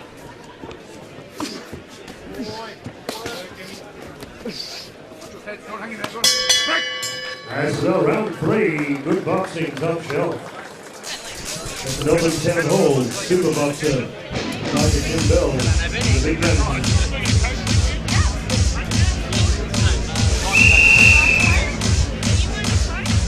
Thank you, Chris. Seconds out as we approach round 4. Good two-distance fighting by both boxers. Round 4 coming up. Option coming up after this bounce. Round 5. Okay, let's go. Perfect Malcolm Bullner asking the cornerman to step out as we approach round 4. So round 4. Looks like the corner have done another good job on Jimmy James's eye. Jimmy! Nice flurry of punches there by Jimmy James. As we saw Paul Koppelman just stick out that left and try and set up the right. Seems a bit dark. I'd like a few more lights around the ring. Yeah, I think we've lost a bit of light, lighting there, Peter.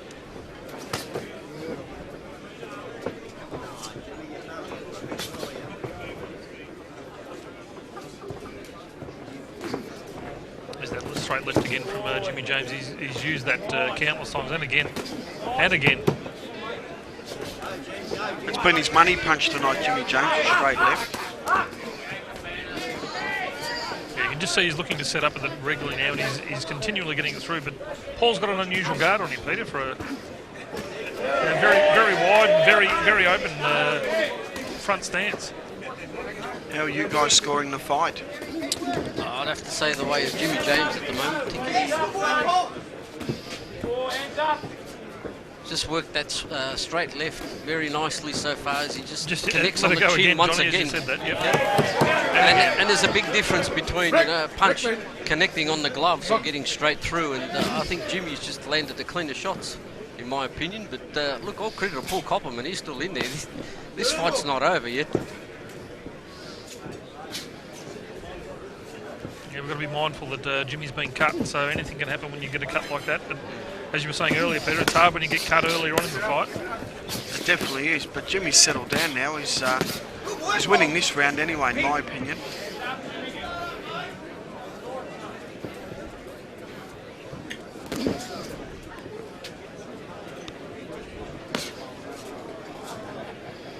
Looping left hand there from Paul Copperman. I've been impressed with Copperman's hand speed tonight. He boxes well, Copperman. He's going to be great value for Victorian boxing. Is he based in Victoria now, Peter, or is he still fighting out of Tasmania? I think he's still fighting out of Tasmania, but he wants to campaign down here in Victoria, obviously, because there's a lot of inactivity in Tasmania. There's not many promotions. Yeah, well, as we've been saying, Melbourne's absolutely chock-a-block. Oh, big left hand there from Jimmy James. Oh, you hurt Copperman. Copperman's trying to hang on here. Best punch of the fight landed by Jimmy James. Oh, good uppercut there as well. But Copperman's fighting back. He's not taking a backward step. What a great finish. There you go. He's a tough Big boy. fourth round. That'll do Jimmy James's confidence.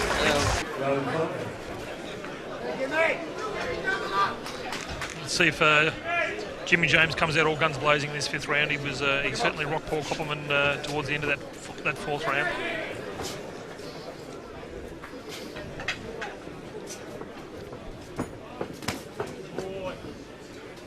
But very impressed with both boys.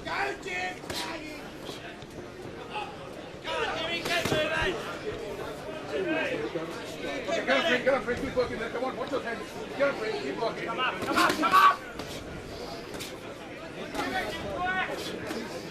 You can hear Mario in the corner just saying, oh, big right hand there from Paul Copperman. But you can hear Mario just saying to Jesse to come up in that clinch. We see Paul Copperman just tried to line Jimmy James up with that left.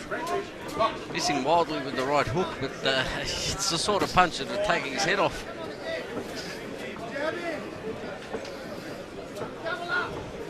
He's on the front foot now, Paul Copperman, just sort of stalking Jimmy James around the ring. Worked by Jimmy just to turn him around. I can just sense something big coming from either one of these boys at the moment. Paul Copperman's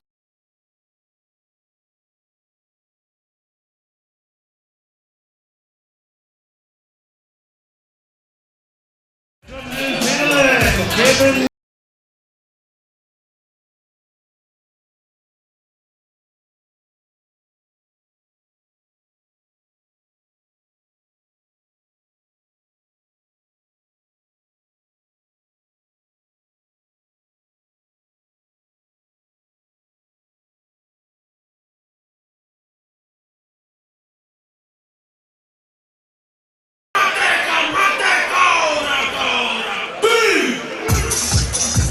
Here comes Jim the Hitman Hector.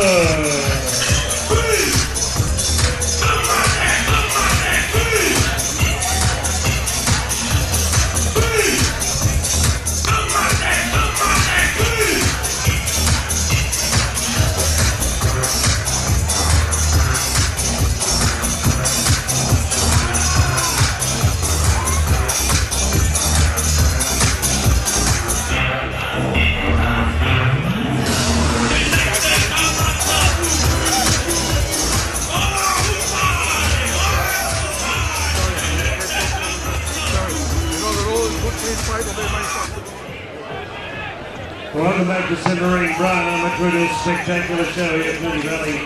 We're in the celebrity room, how appropriate on a Friday night. Friday night fights, count them down. Round 6, we step up to the big boys, the biggest boys of professional boxing. Would you welcome in this 6 by 3 minute super heavyweight match. In the blue corner, from Auckland, New Zealand, with Samoan heritage. Ladies and gentlemen, he tipped the scales last night So they swap these ones at around. a massive 145 kilograms. 2 bouts, 1 big win. Black trunks, same length as Iron Mike Tyson. Would you welcome New Zealand's Kevin Carusa? Kevin Carusa.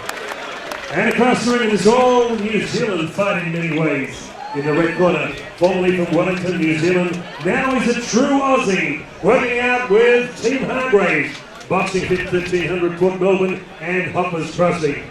Ranked by World of Boxing in the top 10, 11 fights, 8 big wins, 6 inside the distance. Formerly kickboxing, now boxing, wearing trunks of light blue, maybe silver, with a touch of white. He's a small guy. He only tipped the scales at 104.70 kilograms. Would you welcome, ladies and gentlemen, Kim Hitman Hector. With the bell tolls, your man in charge of the action, Malcolm Mulder. Judges at ringside, Chris Anderson Sr., Peter Farrelly, and Brett McCormack. The timekeeper of the bell, Chris Anderson Jr. Here we go. Super duper heavyweights. The biggest guys in boxing. Referee Malcolm Mulder comes to center ring. Kevin. We've got the big fellas coming up now, Peter. Big Welcome to Centre Ring. Kim Hedder weighing in at 104 kilos, 11 fights for 8 wins, taking on the even bigger Kevin Caruso. Tipping the scales at 145 kilos, mate. 6 3-minute rounds. Chocolate cake. Kim Hedder with the white boots and the big silver shorts up against Big Kevin Caruso. big Kevin Caruso from Auckland, New Zealand. Kevin Caruso 1 fight for 1 win. Kim Hedder 11 fights for 8 wins, 3 losses. Kim Hedder is a fighter that he's been around for 4 or 5 years now. He's very exciting and he's a big puncher. So I'm expecting an explosive finish here tonight. He just threw a big overhand right that caught Kevin Caruso, and Kevin Caruso just flinched and looked at him and just came straight back. He's a big boy.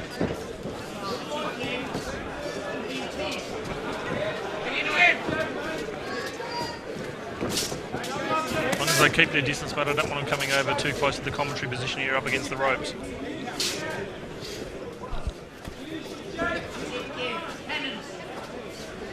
Obviously experience going the way of Kim Hedder, who,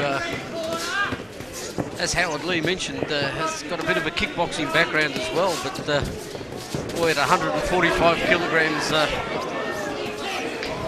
Kevin Caruso. Oh, nice right hand there from Kim Hedder. You were right there, Peter. You said he had some good hands, and you were expecting to see something. And he's rocked big Kevin, but he didn't hit the canvas. The corner of Mick and Kevin Hargraves and Tim Hunt from the Boxing Fit gym are wrapped with the way Kim Hedder's starting this fight off. Mate, this will 6 3-minute rounds. Do you think this one will go the distance? Somehow I don't think so, Johnny. But, No. You sure you don't want to think about that one, Peter? Look, both boys are heavyweights. We all know that it's one punch away from disaster, and both boys look like they can definitely whack. So I'm predicting an explosive finish. Yeah, they do, but certainly Kevin Hedder looks a lot stronger in the hand department. Look, Kim looks a lot better in better condition too in the body. Kevin looks like he's been in a good barn, and he's. But never to underestimate the big boys, because 145 kilo coming down at you, it can definitely do a lot of damage. Yeah, without trying to make or sound too flippant, he should be using his weight and just pushing forward and just trying to bully Kim. But he's switching from orthodox to southpaw, so he's trying to put Kim Hedder off his game a little bit, and keeping a very low defensive guard also, Kevin Caruso. But just waiting to see what's going to happen here? Who's going to explode first?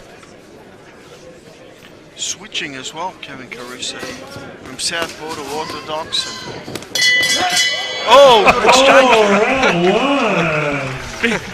Big right there on the break, but I think Kevin Caruso just smiled it off and walked back to his ring. By many Australian champions. So round 2, six 3-minute rounds, these super heavyweights.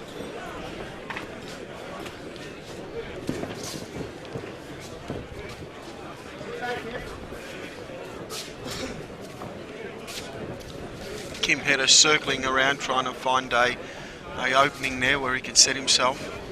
Spot on panels, great supporters of David Date Boxing. Spot on panels. You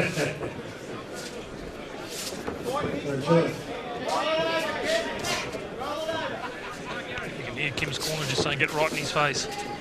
Kevin and Mick Hargraves are instructing Kim here just to move around and you know, don't get caught by the big fella, because especially early on in the fight, a lot of the big fellas are dangerous early on in the fight, and yeah, they're probably trying to avoid that. Yeah, they're probably look, undoubtedly gas as the fight wears on. Good jabs there thrown out from both boys. Tim Hunt also in the boxing fit corner, and Tim Hunt's a good prospect. Injured his hand, had hand surgery recently, but definitely a guy on the way back.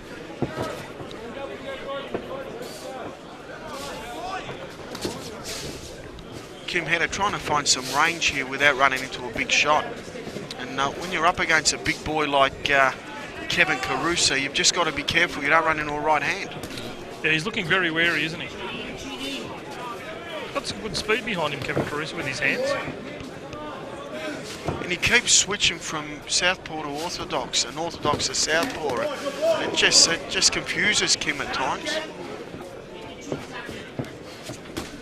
There's no doubt that I think the power advantage is going towards Kim Hedder. He's just got to land one. Just caught Big Kevin flush on the jaw there, and Kevin just smiled. And nice straight left. I think he's hurting him to the body here. I think the big fella just about had enough the way he's walking back.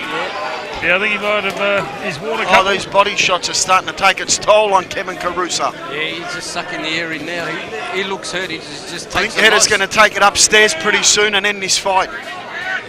Connected with a nice right hook on the chin of Kevin Caruso. Yeah, you can see he's working the body and going down low, then up high again. And Kevin Caruso fighting back to his credit.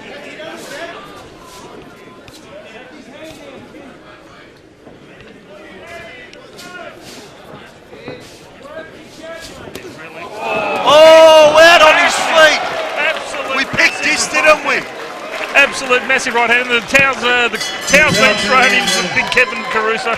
Two massive right hands there from Big Kim Hedder. And I'll tell you what, he caught Kevin Caruso flush and he went back onto the ropes. And I'll tell you what, I think the first 3 or 4 tables back there, it took a big jump backwards as Big Kevin was coming backwards towards him. It was the body shots that set that big right hand up.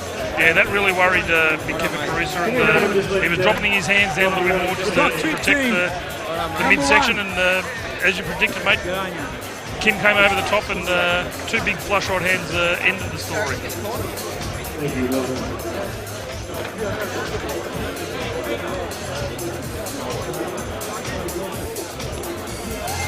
Ladies and gentlemen, the time of 2 minutes 51 seconds into round 2. Your winner by knockout, Aussie's own Kim Hitman Hacker.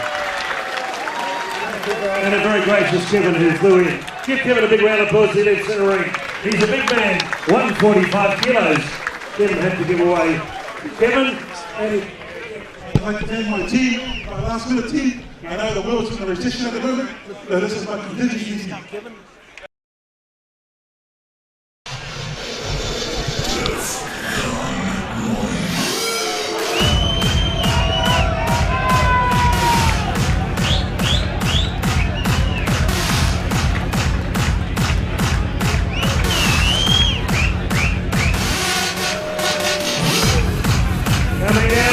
Corner, they call him Flash. When you welcome, ladies and gentlemen, from Philippines. Pet John Flash Villacura, blue corner. Flash.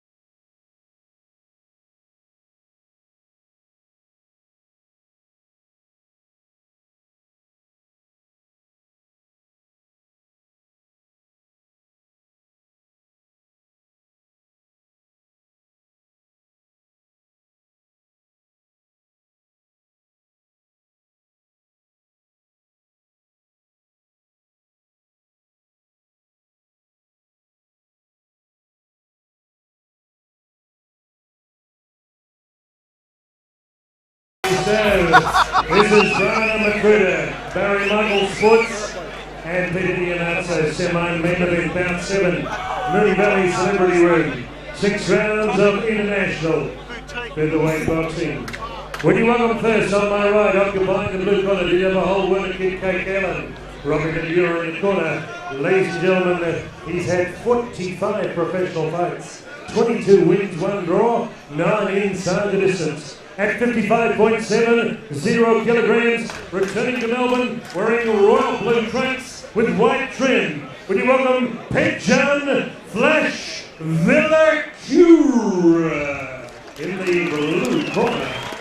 And across the ring, celebrated his 21st birthday on June 6th from Tennis Lakes and Albans with Sam King Solomon, a man, would you believe, has had more title fights than any other Australian in boxing history. 24 title fights. Sam King Solomon. This young man, ladies and gentlemen, in a decorated career. 11 fights, 11 wins. He's won 5 championships. Australian, Victorian, IBF and WBO. At 55.60 kilograms, light blue trunks with a touch of multicolour. Ladies and gentlemen, fondly known as the babyface assassin, Daniel Iannazzo. Represent the corner, judges Chris Anderson Sr., Tom Davis and Peter Flaherty. Semi-main event. Here we go. Both boxes in the ring for referee's instructions. Come in, boys. Both identical instructions in the dressing room. Obey my commands at all times. Protect yourself at all times. Keep me out of it. Touch them up. Let's go. Big fight here for Daniel Iannazzo. Peter, 11 fights, 11 wins, taking on Pet John Flash Villacura from the Philippines. An impressive record of 45 fights from Flash against Daniel's 11, but we know Daniel's mate, without doubt, Australia's rising star. Big step up for him. Definitely another super bantamweight contest here. Daniel Iannazzo, a guy that's going places. He's got a star and it's heading straight for the sky. Mate, he's going to be a star, no doubt about that. Flash Villacura, he's fresh from a defeat from Mark Kwan. I saw him fight Mark Kwan and he gave Mark Kwan a pretty good fight. So I expect him to be competitive here tonight up against Daniel Iannazzo. Yeah, this one's under 3-minute rounds, 6 of them. Gee, it's amazing how many Filipinos are southpaws, isn't it? A little bit like the Thais as well. No more famous southpaw than Manny Pacquiao, the Pac-Man. The Pac-Man. Good body shot there from Daniel.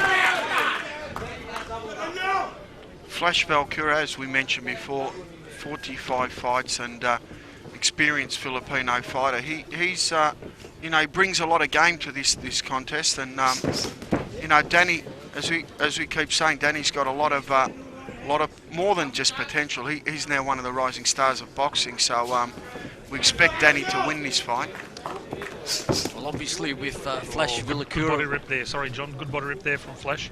Yeah, more than double the amount of fights in experience than Daniel Iannazzo, but having a look at Daniel, 21 years of age, not phased at all. Oh, he's been caught there from by Flash though. Tell you what, I'm impressed with the calves on Flash Villacura.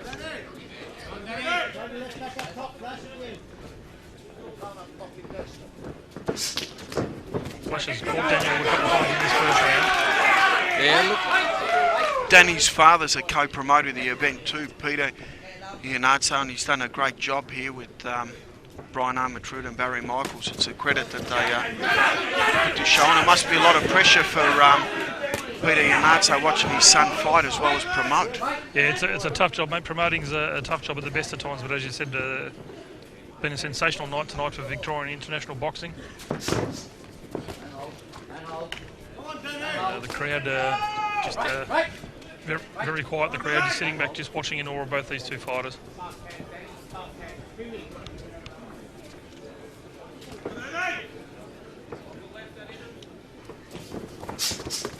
Flash Valkyra waiting to counter, but Iannazzo a bit too smart here, really picking his punches well.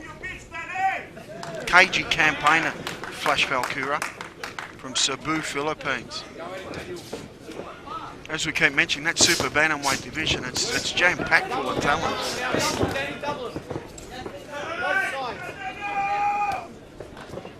The Bow Hole camp, based in Liverpool, Sydney, they bring out a lot of Filipino fighters, and one thing you know about Filipino fighters, they are tough. Round one. Daniel just let one go well after the bell there, and just caught Flash, and they just a bit of a stare down in centre ring there. Yeah, but good sportsmanship by young Daniel there, just apologising to Flash.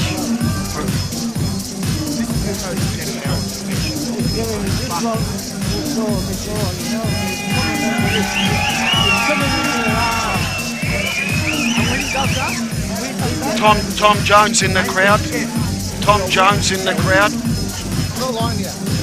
Director and producer.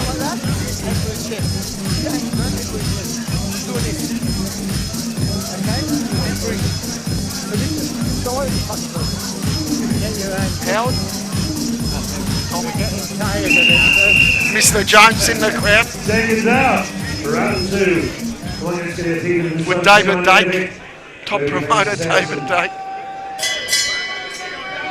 Flash Villacura, very confident fighter.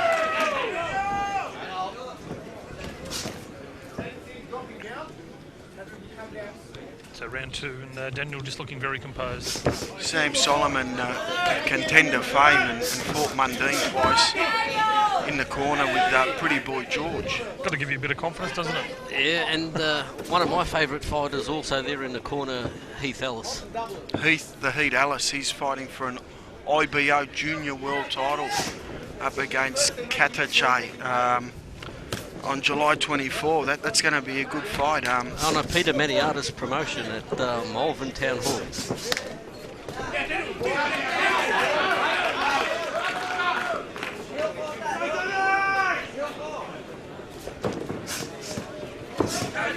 Both boys starting to turn it up a little bit now. This has been a willing contest, guys. Yeah, a bit of tension there towards the end of the first round, Peter, and I think boys have brought it back into the second round.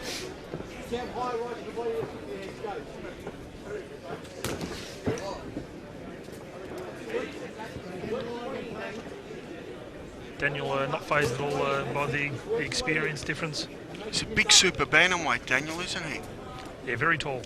He weighed in last night at 55.6. Peter, what do you reckon he'd be sitting at now?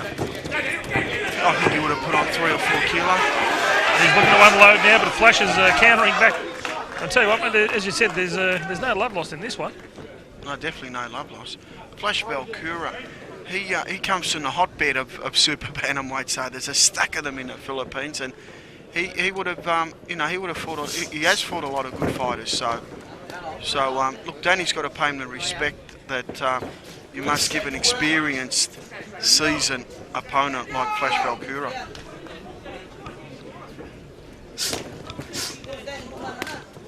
Daniel's come back well in this second round. He got rocked a couple of times in the first round.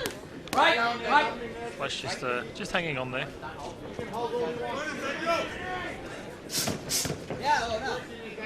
Yeah, good defensive work by Daniel Iannazzo Oh, there. that's a right hand there.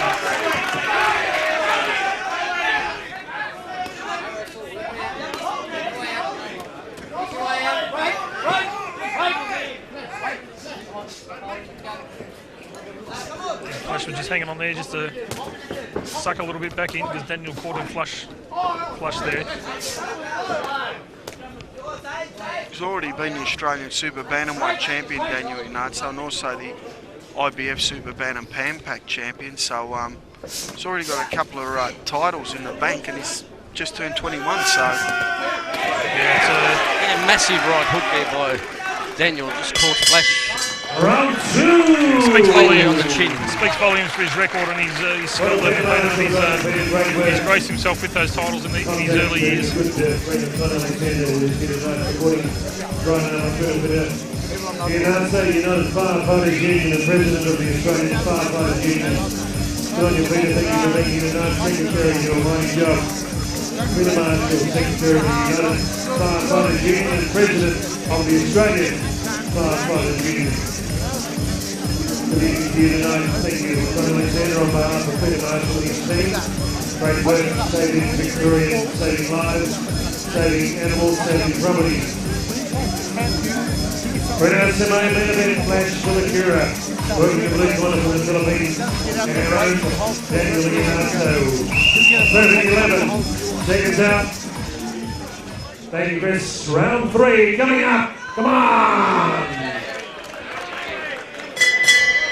So round 3 of 6, and Flash just coming out to jump on Daniel, with both boys just locking up.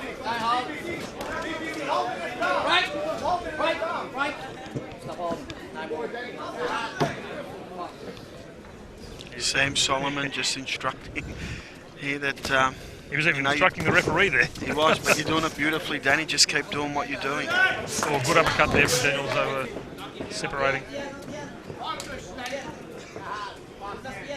Valkyra, a very awkward, experienced campaigner here, so Danny's going to learn a lot off this fight. Only having his 12th professional fight, so in real terms he's still at the building phase of his international career, so he needs fights like tonight to learn from and just keep improving and keep stepping up, and I think he can do it, Danny. Danny's definitely a fighter that's going to be fighting 10 or 12 rounders later on. Good handiwork there from Daniel. Yeah, connected nicely with the right hook there up against the ropes.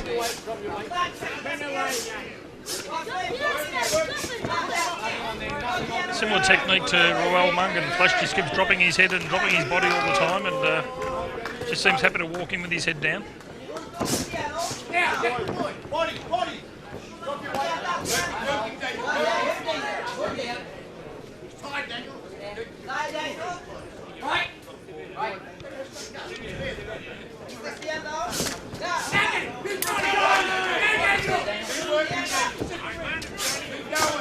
Oh, a big lift there from Flash that missed the mark. Daniel still staying very composed. Yeah, Flash just holding on now as we see Daniel putting his arms up. Oh, big right hook by Daniel. Body rips there from both boys. There he goes. Daniel's that big left. he's launching himself with that left, mate. He's nearly getting himself off the ground. He's doubled up with that left hook. Connected sweetly with the first one, the second just missing the mark.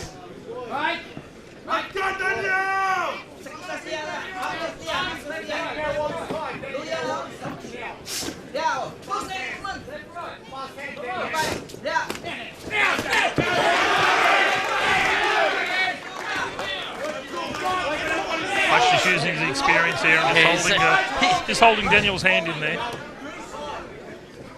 Not looking rattled. Now, obviously, after 45 fights, Flash would be familiar with some of the tricks of the boxing game, and we can see him just hanging on when Daniel seems to be taking the ascendancy. Round 3. There we are, halfway through. Daniel been the busiest so far.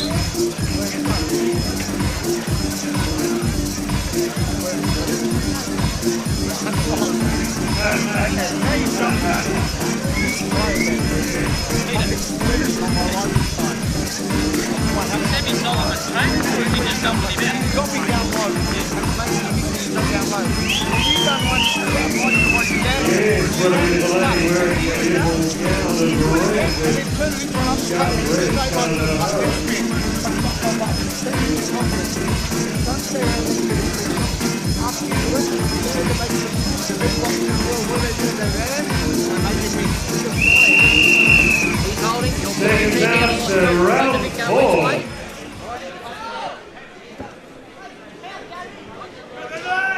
How are we scoring the fight, boys? Yeah, I think Daniel's certainly been a lot more effective and busier in this fight so far, Peter. So, playing that well, good short right hand there from Daniel, caught flash. I've scored the fight 3 rounds to zip so far to Daniel Iannazzo. Yeah, Flash really isn't doing enough. Yeah, we see him hanging on once again. He rattled Daniel in that first round, but hasn't done a lot since. He's just been competitive and willing, but he hasn't been doing enough to win the fight. Flash Valkyra, that's for sure. Oh, big wild right hook there. Daniel's certainly loading up with everything. Those left and right hooks. We had a couple of lefts in the last round and a couple of rights already. He's really loading up, and old Flash Valkyra wants to keep his guard up. Otherwise, he's going to wear one of those.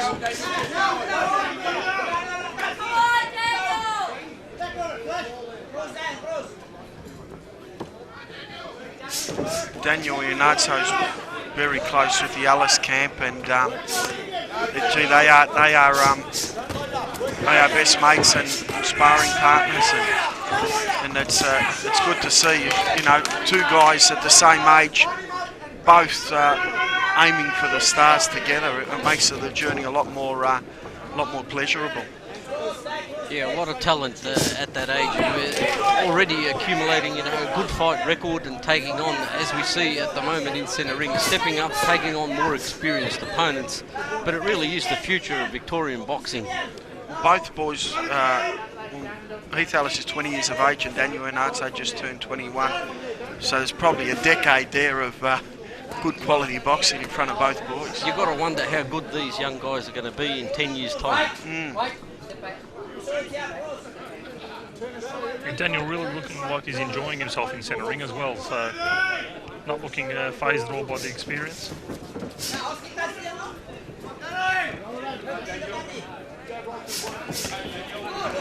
Tell you what, one of those connects from Daniel. I think it'll be lights out for Flash, and it'll be flash out. Yeah, perhaps Daniel senses that sooner or later one of those might connect. He's got a good height advantage and reach advantage, and sooner or later he's going to land with one of those. Yeah, but as we see, Flash, you know, he's just ducking, and Daniel's going to have to drop his centre of gravity to try and connect. A punch to the head when he's in that crouch position, which will frustrate him, and we can see it already. Daniel Iannazzo manages a panel beating shop owned by his father, so he's also got a business outside of boxing. Round 4, 6 rounds. Main event.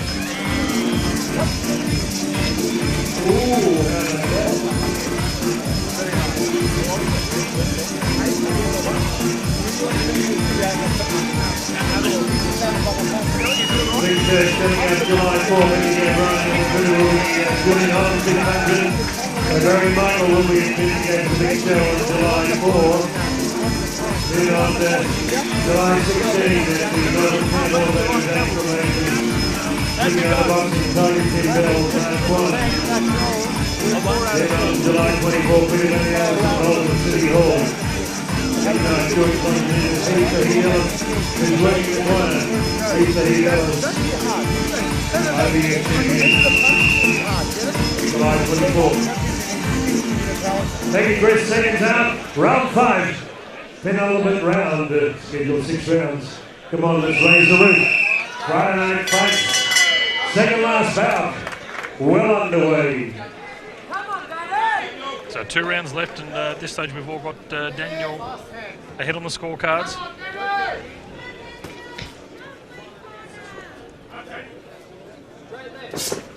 Oh, there he goes. He's connected with that big right hand and rock Flash, but that's fired Flash up a little bit now, I think.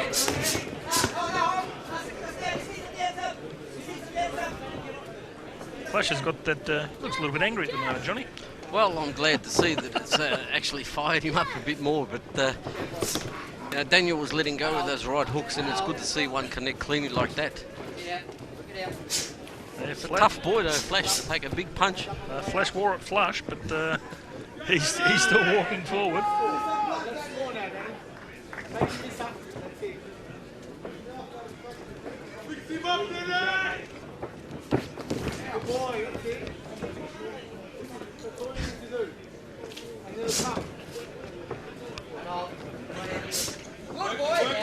Very awkward campaign at Flash Valkyra. Southpaws that counter punch like Valkyra are very hard to fight.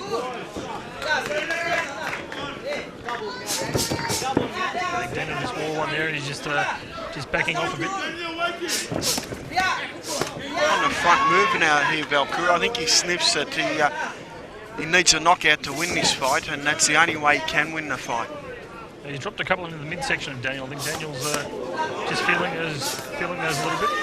It's good evasive work by Daniel though. He's making good use of the ring, just keeping that range from Flash Valkyra. Flash looks like he's looking to load up for a big bomb of his own.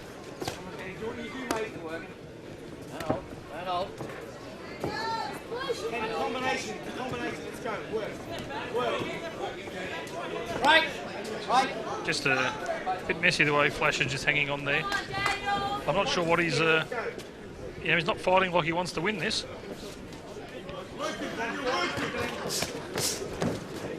Nice combination there for Iannazzo. Yeah, Daniel just fighting a very smart fight. Better just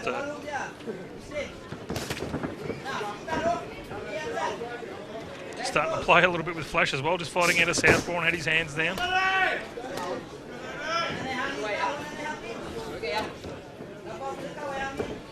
Right.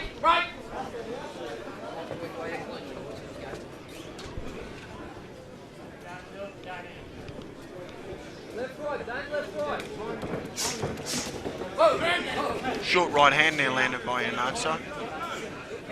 What was that warning for there, Peter? Didn't quite see that one. There we go, into the 5th round. Elbow forearm.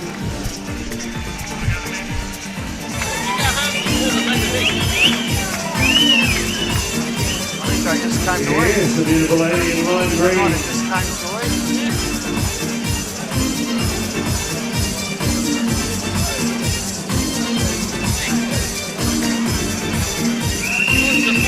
2 out, 6 and final round. Get together with Johnny Shooter.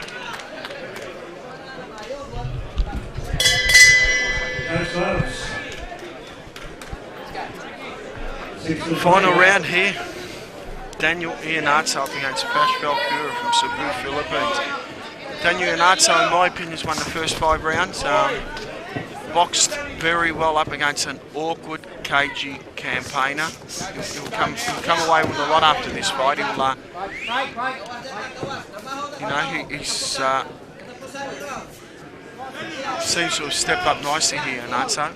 Yeah, I think he's frustrated Daniel Iannazzo definitely tonight. He's not as fluid as we've seen him fight in the past, but that's typical of the tactics that Flash has employed, Peter. When you fight a cagey southpaw, it's a with 45 fights underneath his belt, it's a task there, and it's something that a lot of people don't realise how hard it is sometimes to combat. And Flash Valkyra's come to fight here tonight. Don't worry about that.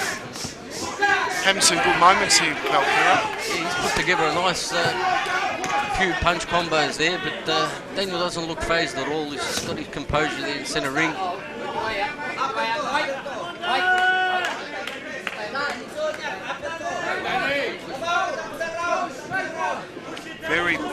local fighter, Danny Iannazzo.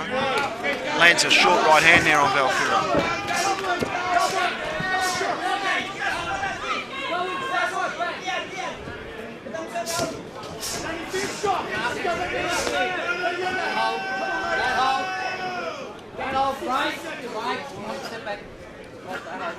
Closing of this fight, both boys want to finish strong. Iannazzo lands a right hand, left hook. Gets caught with the right hand.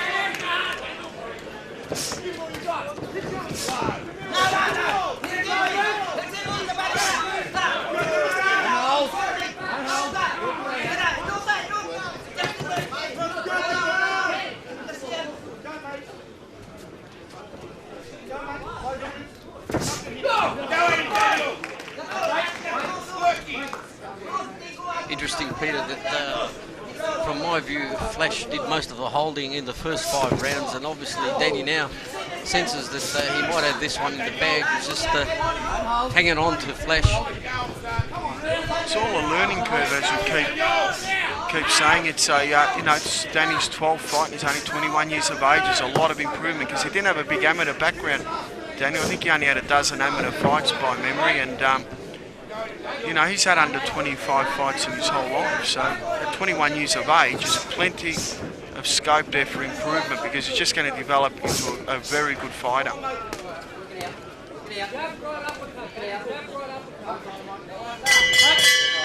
The end of the round. There you go, Iannazzo for mine. Yeah, I think you're pretty spot on there, Peter, but full credit to him, mate, for stepping up and taking on the season campaigner.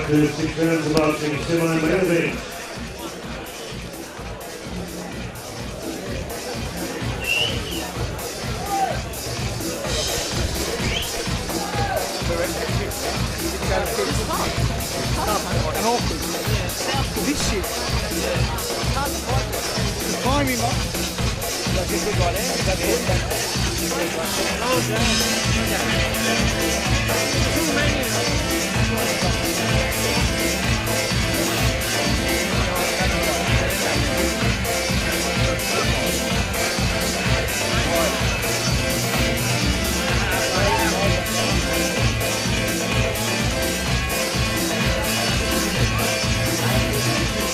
Thank you, Chris. We had a majority points decision in our semi-main event. Judge Peter Flaherty had it 58-56, red corner. Judge Tom Davis could not separate the two boxers. He had it 57-57, a draw. Final card, Judge Chris Anderson Sr., 58-56, majority points winner, red corner. 12 out of 12 out bag. There you go, Peter, majority points decision to Daniel Iannazzo.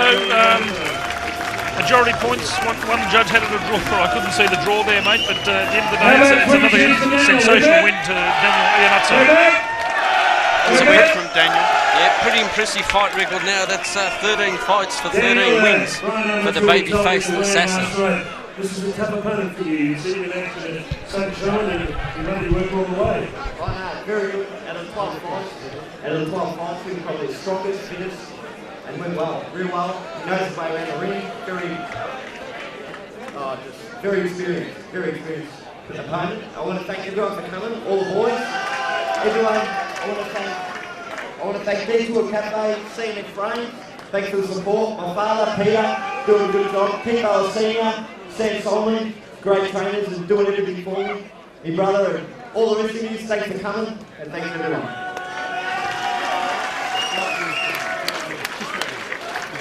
You want to thank somebody else down there? Thanks, Mum. Where is she?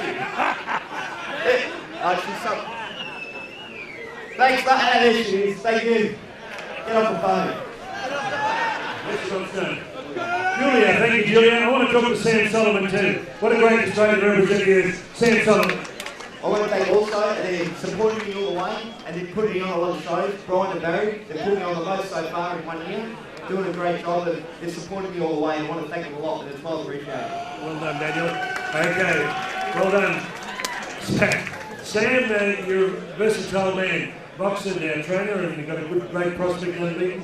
Tell us what you're doing in the boxing scene.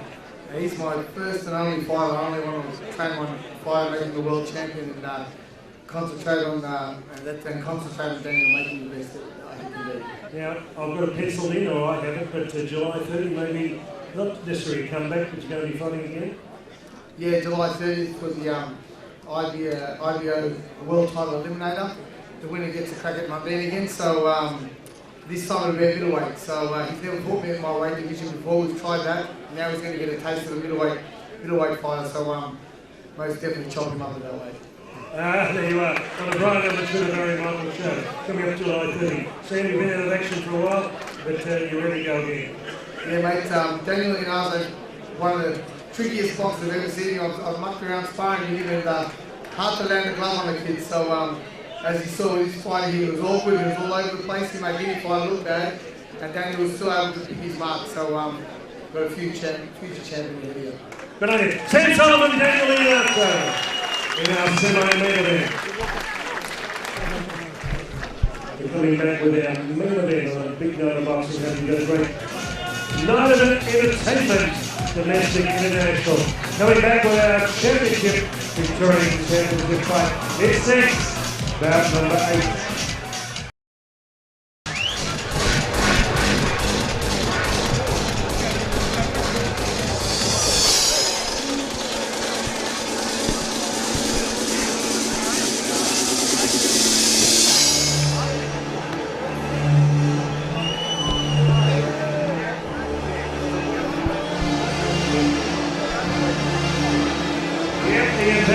It's one of our great world kickboxing champions turning professional boxing.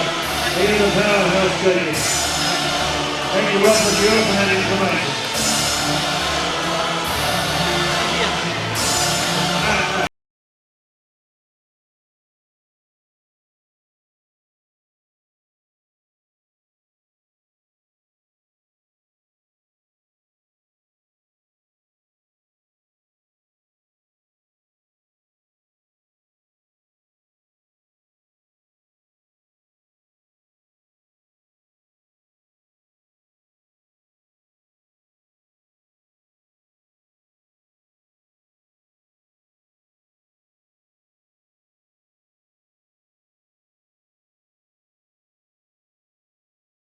Thank you for your great support. Representing the Professional Boxing Combat Sports Board, Noel Jack and Scott Brown. Just for you, your promoters, Brian Amateur, Barry Michaels Sports, and Peter Leonardo.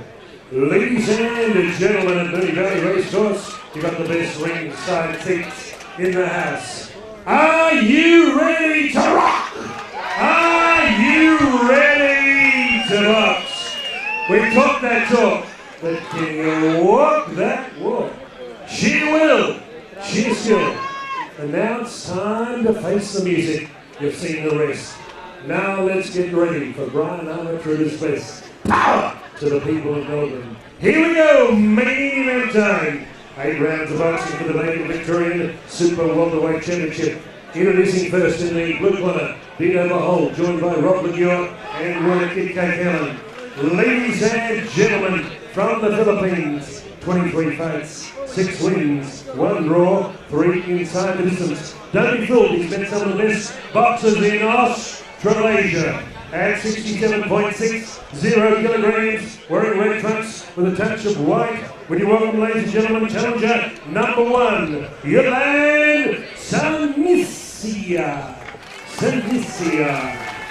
And across the ring with Sugar Ray Giles and the team, ladies and gentlemen, what a great fight this show is. Man is from Taylor's Lakes. He's ranked world of boxing number 4 in Australia. 8 professional fights, 7 wins at 69.70 kilograms. Coming out of the shadows, out of the smoke tonight from the singular PCYC from Taylor's Lakes. Ladies and gentlemen, challenger number 2, Victor Rose.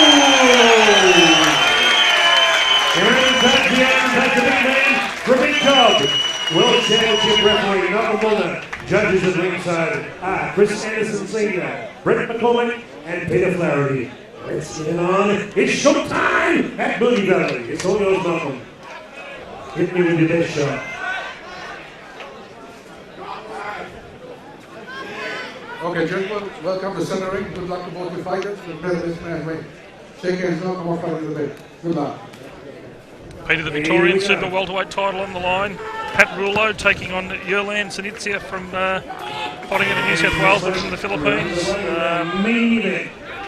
A sensational main event, this one 8 3-minute rounds.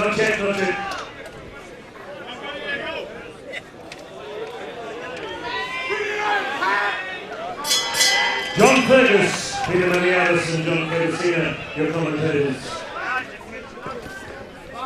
Pat Rulo, I saw his professional debut. I've seen a lot of his fights and I'm very impressed with Pat. He's got fast hands. He's, you know, he comes to fight at all time and he always gives 100%. Julian Ganiza, he's a Filipino. Big right hand there from Pat.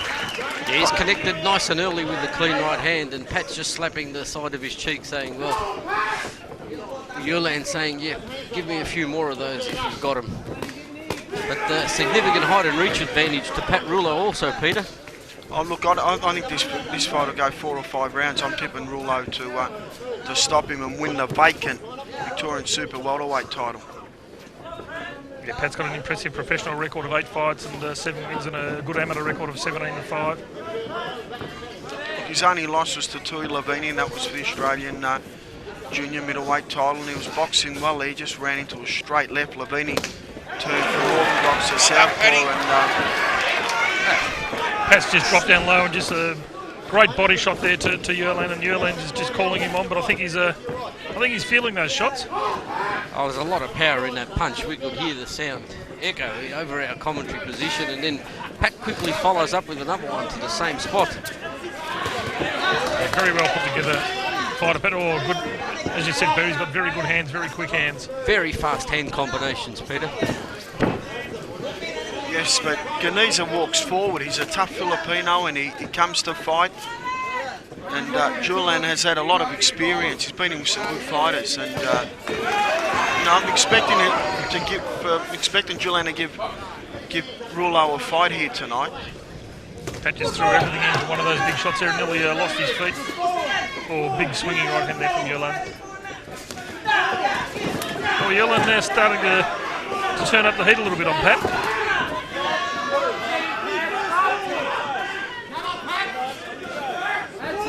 Good work at the jab by Pat Rulo. Big right hand caught him behind the ear. Really plants his feet wide, Pat, and drops his body weight down.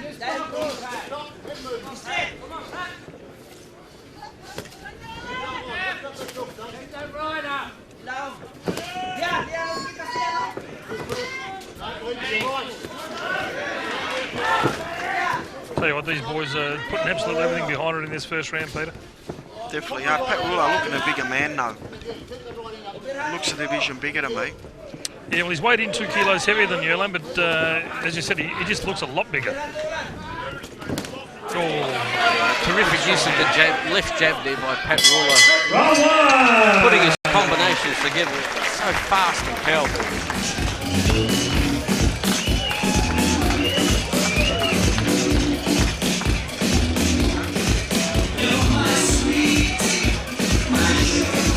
Round 2. Here we go. Main event. Pat's a very well put together fighter. Peter, as you said, 69.7 kilos, but looks a lot bigger than that. There's not an inch of fat on him, is there? No, very well put together. Probably out of all the fighters tonight, looks the complete package. Let's go over the card because it's been a good card of boxing. We've had, the first fight of the night. Arnold Pellman had a nice. Oh, well, it was a draw now with Jeffrey Croswell. I thought Pellman won the fight. We saw the second fight of the night. Kane Watts had a nice win over Shane Tilliard. Also, Steve Gillingham and Friday Napol Wu. That was a good fight. Good win there from Friday. Yeah, that one caught us a little bit unawares, Peter, but. Caught us by surprise, and then Mark Kwan and Roll Mangan from Cebu, Philippines. That's a good win from Mark One. He stepped up and won well. Yep, unanimous points decision there for Mark. Jimmy James, Paul Koppelman, probably the fight of the night. Jimmy James, good victory there. Yeah, after an early cut in the second round. Then we saw the big heavyweights, Kim Hedder and Kevin Caruso, slash and knockout win there from Kim Hedder. And the semi-main event, Daniel Iannazzo and Flash Valkyra. Iannazzo won a majority decision there and deserved to win. Yeah, as you said, it's been a sensational card put on by Brian Ematruda with Barry Michaels and Peter Iannazzo. So, and I'll tell you what, Pat Rouleau is really looking to lay some leather here on. Oh, bit of a sneaky punch there from Yulan. Yeah, he got caught there, Pat Rouleau. On his feet there, he must have got caught. Yeah, he got hurt. He hurt him with that short right, because we can see Pat just trying to evade Yulan. First time tonight, I think I've seen him on the back foot, Peter. Yeah, just under his left eye on his left cheekbone. He's a couple of good jabs there from Pat. But Pat's geez, he works that jab well. Oh, straight through the guard there again. Tell you what, I think you're right, Pat. I don't think this one's going to go the 8 rounds. If it does, both boys are going to be sick and sorry tomorrow morning. But both boys absolutely loading up with everything. Bit of swelling appearing on the left cheek, left eye of Pat Rouleau. I like the way Pat Rouleau shifts. He throws combinations, step to the side, evade the punch, and then come back with his own combinations.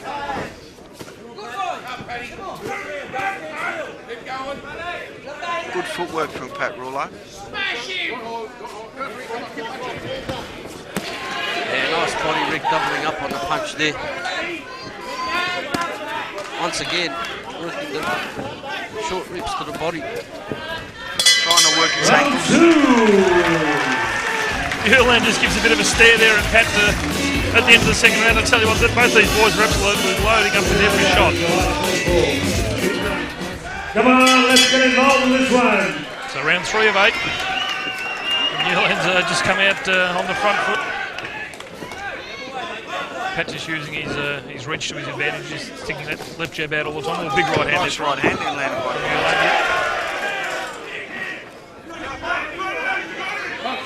Referee Malcolm Bulmer, as we mentioned before, an experienced referee.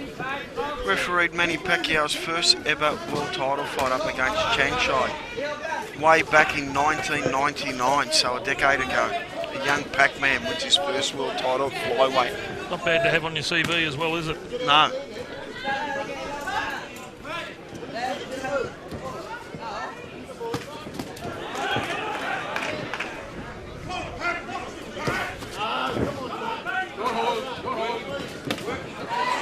That left jabbing, Pat's just continually just hitting the mark. Yeah, I'm very impressed. He's had a lot of success with that left jab, but he's just been busy. He's been working that left jab and following up. Pretty much. The left cheek of Julian Ganiza now is starting to bruise up a bit, so the combinations are starting to take its toll.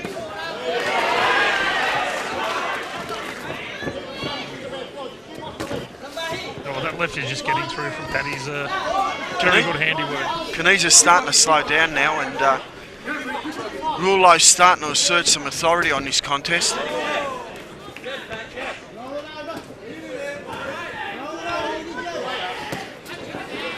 Nice straight body shot there from Pat. Go hold.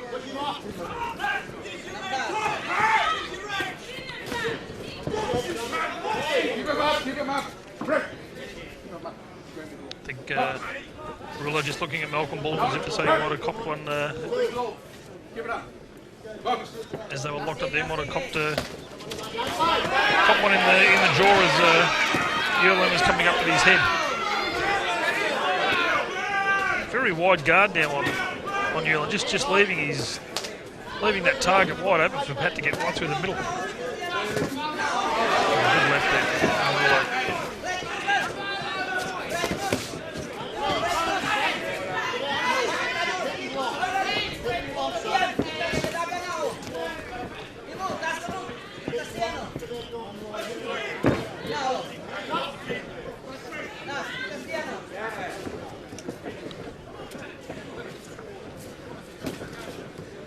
It's a very busy fighter. Yeah. Once again, just working that left jab nicely. Getting straight through the guard, connecting cleanly as we saw it just there on the chin.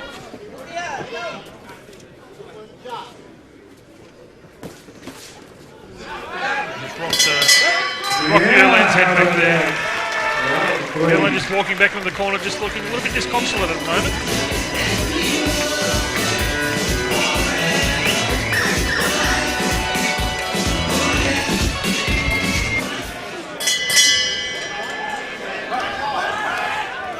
So round 4 of 8. At this stage, I think Pat Rouleau well ahead on the scorecards.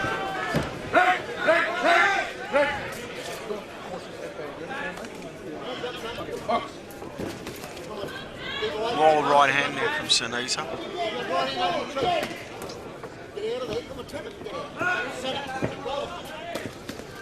Rouleau's very cautious early in the rounds because Sinisa comes out pretty hard early and then he fades during the round. Yeah, he certainly did that in all 3 rounds. Good hands there from Pat Rouleau.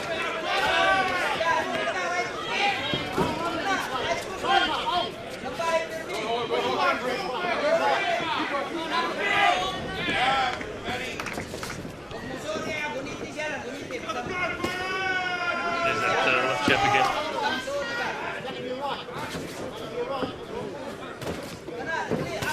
So Pat Rouleau just listening to his corner again for good handiwork. Erland evaded a few of those, but he also wore a few. He's a tough customer, Johnny. He's worn quite a few. Strong, clean shots from Pat Rouleau. Just a slip, nothing in that at all.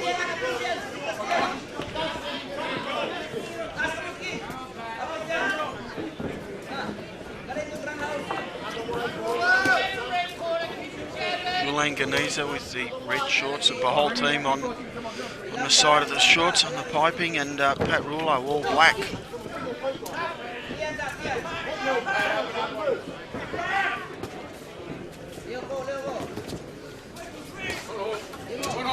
Pat Rouleau, by all reports, is a top soccer player too, so could have played professional soccer but chose boxing. Multi-talented, mate.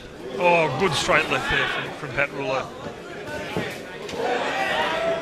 Also works at an aged care centre as a male nurse social worker too, so he does a lot for the community. Pat Rouleau, a salt-of-the-earth person. Yeah, it's great to see. It's, you know, everyone thinks boxers are just in there and they're just love the violent side of things, mate. But a lot of these guys, as you said, hold down some great professions and do a lot of community work as well.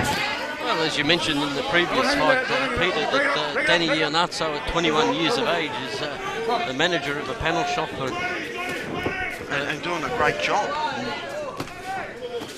Multitasking, that's very important for a young kid to have responsibility of a business early on, because it just builds him up for the rest of his life, taking responsibilities. Yeah, I might give him a call. I've got a couple of dings in my car, so I might need to give him a call and see if he'll look after me. He's touched up mine a couple of times. Well, if we knew the name of the business, we'd give a plug to the panel shop. But, bit of a low shot there from Erland Sinisa.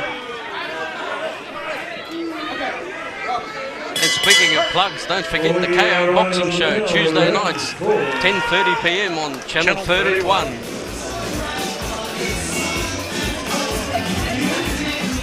So we're halfway through this Victorian super welterweight title fight, the vacant title on the line. Pat Rouleau definitely impressing us all here at the moment, halfway through the fight.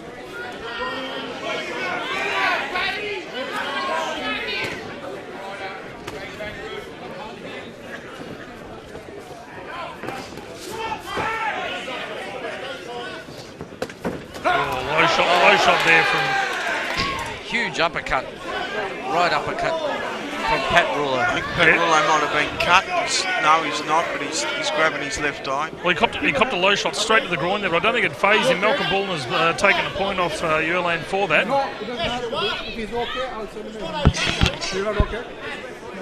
Referee Malcolm Bullen talking to Ray Giles, and he's got PCYC to the left corner. I think Pat might have copped a poke in the eye. He certainly copped one straight into the groin, which is what Malcolm took the point off for, but I think he might have copped a whack in the eye as well.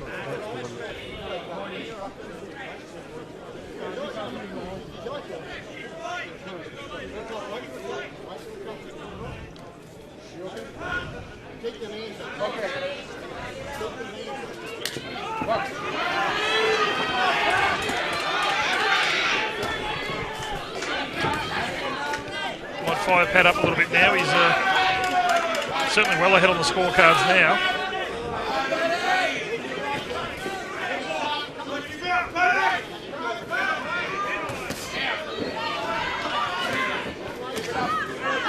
Ganeza's been competitive here tonight.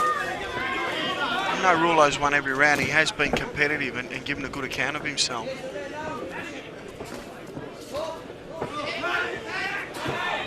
Pat's just looking a little bit rattled. I'm not sure whether he copped one in the eye or what the story was there, but he's just looking a little bit rattled at the moment. Uerland's now starting to take it up to him.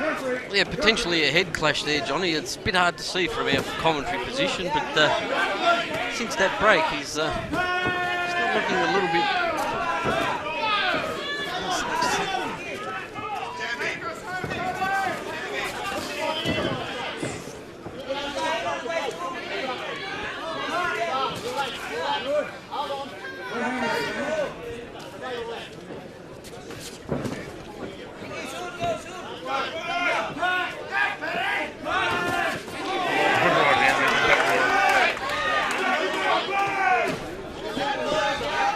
Connecting again with that left jab, rocking the head back of Caneza.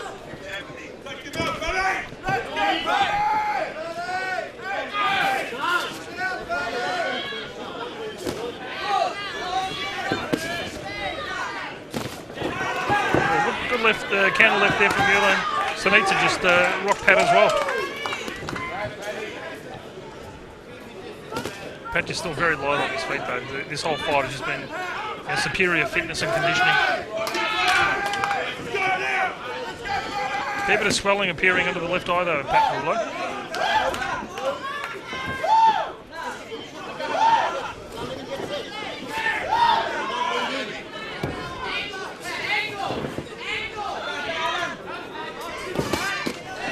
Good handy work there from Pat Rulo. Yeah, terrific double punch combination there. Connected sweetly. Oh yeah!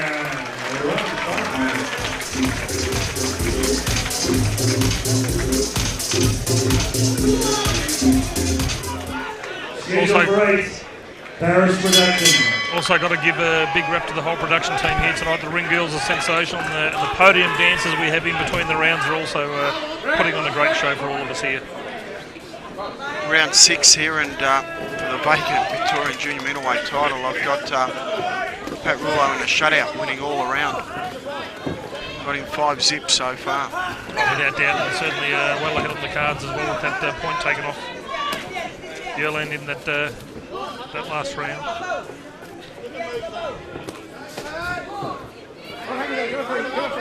Boxing's a funny sport, though. You'll want to start preparing your victory speech already. Well, we saw that earlier on, didn't we, Peter, with the decision that went against what we all thought.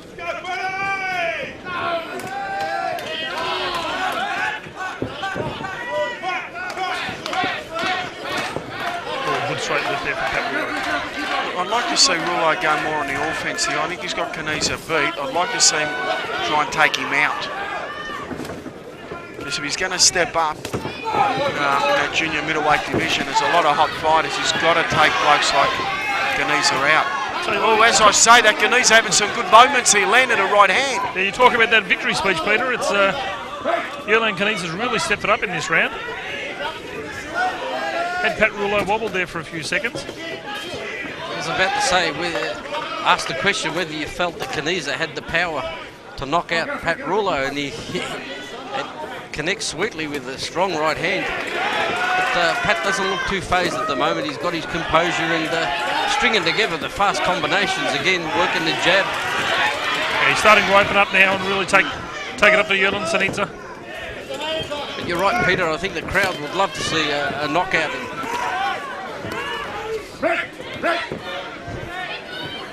Uerland just showing it up a little bit there.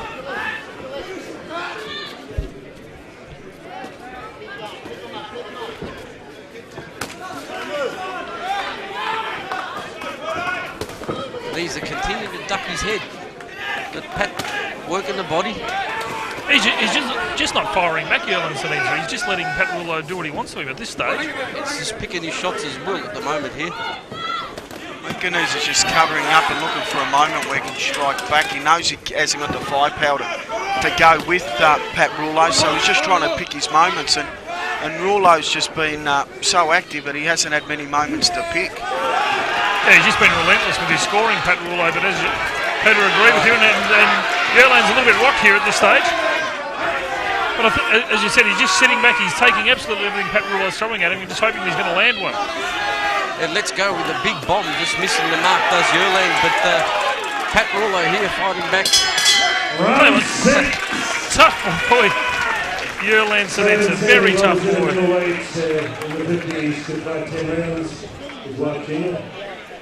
So 2 rounds left. It'll be interesting to see what both boys bring to it now. Pat Rouleau miles ahead on the scorecard, but Yerlan Sanita looking for a big knockout.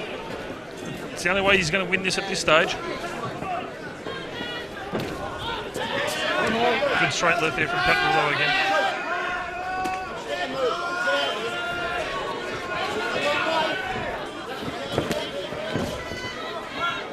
Couple of jabs there from Pat Rouleau, just missing the mark, so just needs to readjust and find his range again. Ganiza coming out strong at the start of every round, and Rouleau seems to just wear him down. But I really would like to see Rouleau take him out just for his own development. It'd be good to see him take Ganiza out, but it looks like it won't happen. Yeah, he certainly had Yerlan Sanita rattled a few times in the earlier rounds, Peter, and we agree with your sentiments at the start of the fight that you thought it wouldn't go too far, but to our surprise, Yerlan's taken absolutely everything Pat Rouleau's thrown at him. Testament to his fortitude, Julian Ganiza. He's really come here to fight, and he's shown a tremendous amount of heart. Big right hook. He's a tough customer though, Ganiza. He's worn some big punches.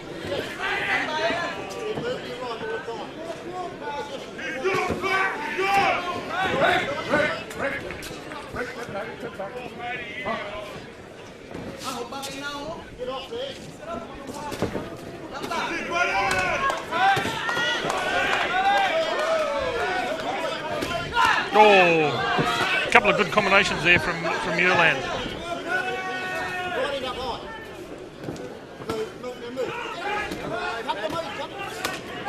Rouleau up against the ropes where he doesn't want to be. Turns it around now. That's what he wants. He wants control of the centre ring and keep it long and just box, because he's winning every round and he doesn't need to get into a slugfest. Yeah, you can see Yerlan Sanita's really looking for that big shot that's going to take Pat out. Oh, good right and left combination there from Pat Rouleau. Another one straight to the body. So now goes downstairs and just works it straight right left into the body.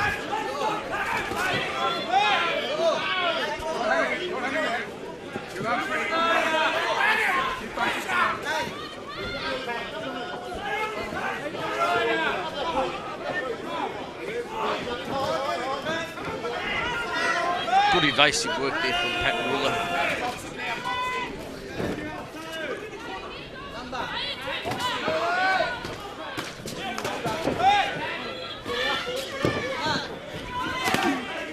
Big body shot there from Yerlan Sanita. Caught Pat Rouleau flush on the ribs. Hang it there. Hang it up. Hang it up.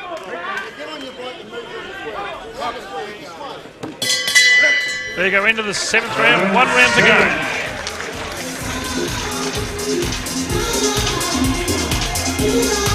Here we go.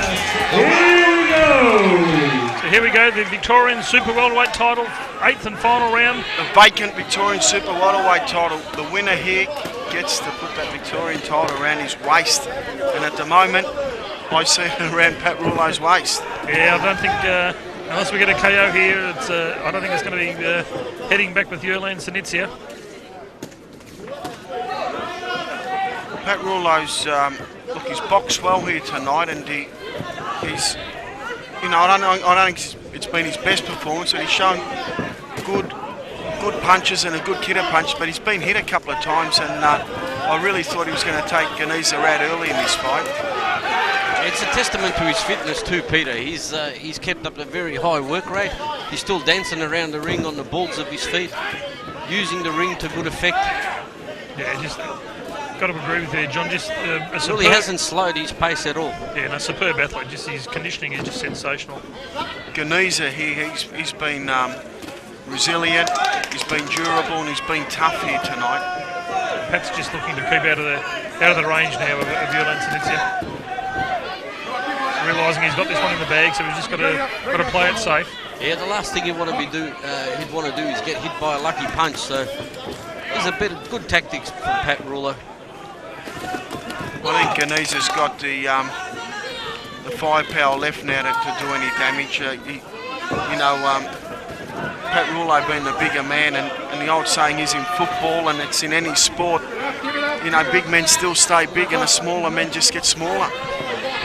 Yeah, without doubt. You can see at the moment Pat Rulo's walking tall in centering there, Peter. Yeah, he's just keeping out of the way now. He knows he's got this belt wrapped around his waist. He's probably preparing a victory speech already.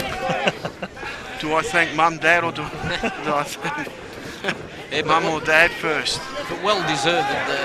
He's fought a good fight and a very entertaining fight, I must say. It has been an entertaining bout. It's been an action-packed night, Peter, and as you said, a credit to the promoters for putting on a sensational card here tonight at Moonee Valley, an absolute sellout, capacity crowd, and great support from everyone. Well, Ganiza working to the body. I don't think he's going to hurt Pat Rulo to the body here tonight. Oh, big right and followed up by Club a left. of 1-2 combination. And Yulan just walked forward, shaking his head.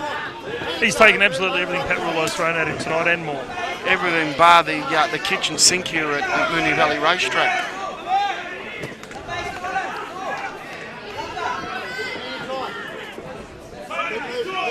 The final moments of this 8th and final round, Pat Rulo just circling away. There you go. Pat Rulo, new Victorian junior middleweight champion, in my opinion. Not going to argue with that one there, Peter. It's a sensational fight. Pat Rulo, superbly conditioned and put in a great effort tonight. Go to the judges' scorecard, I think we know where this one's going. Thank you. Good luck. Okay, Christian de Villabane, thank you. Scorecards are in. It's a unanimous decision. Peter Flaherty, 78-73. Replicated cards, Chris Anderson Sr., Brett McCormick. They both had it 80-71. Would you congratulate the new Victorian Super Welterweight Champion, Red Corner, Big Pat Rulo. There you go. Pat Rulo, new Victorian Super Welterweight Champion, and deservedly so. He boxed well here tonight. He finished off a good night of boxing. Yeah, sensational fight tonight. A unanimous points decision. It's been a credit to Brian Amatura with Barry Michaels and Peter Iannozzo Promotions tonight. My name's John Fergus. Peter, thanks for joining us tonight. And, thanks, John. And Johnny Cavassini. Thank you very much, Johnny and Peter. It's been a pleasure sitting ringside with you both on what has been a great night of fights. Man, and you boxed beautifully tonight. Left jab. Whenever you're under pressure, you just moved away and certainly congratulations. Yeah, just trying to box smart these days and take as less punishment as possible. So I just want to thank a few people for tonight. Glenn Walsh, he couldn't be here tonight. He's an inspiration in my life, so thanks, Glenn. PNC Constructions, thank you, Paul. Brian Amatura, Barry Michael, Peter Iannozzo, who did a great job, great promotion, well done, guys. Most of all, my supporters who came to see me. Thanks to everyone from Fairfax, Pixie, Washington, St Kilda. Thanks very much. All my friends who came, everybody who bought a ticket and came to support me, thank you very much, guys. And also my cornermen, Ray Giles, Jason, Ian, thanks very much. You do a great job. Everyone in the gym, Justin Nolan, Luke Maloney, thanks, fellas. Mel, thanks a lot. So thanks very much, guys. My cousin Nate, you're beautiful. My mum and dad and family, thanks very much. Beautifully spoken, Pat. Congratulations. And you, Victorian Super Welterweight Champion, Big Pat Rulo. How about 3 cheers again? Hip hip! Hip hip! Hip hip! Howard Lee on behalf of Brian Matruda Promotions. Here tonight with Peter Iannazzo. In the absence of Barry Michael, who's had business commitments. Thank you very much for being here at Moonee Valley. First time I worked here in a boxing capacity. 8 big fights in our main event. Big Pat Rouleau, Melbourne's homeboy. Big Yolan Sinesia to claim the vacant Victorian Super Welterweight Championship. That topped a giant counterboxing with Daniel Iannazzo, the babyface assassin, getting home in a very tight battle. Other big winners tonight, Sugarcane Watts. Okay, ladies and gentlemen, protect yourself at all times, both physically and emotionally. Reach for the stars. May God bless. Peace on earth. You got to fight for your right to party. Good night and keep punching. Howard Lee on behalf of Brian Matruda, Barry Michael, not Daniel, but Peter Iannazzo. See you soon. Thank you, Parish Productions. Keep punching. Good night, night.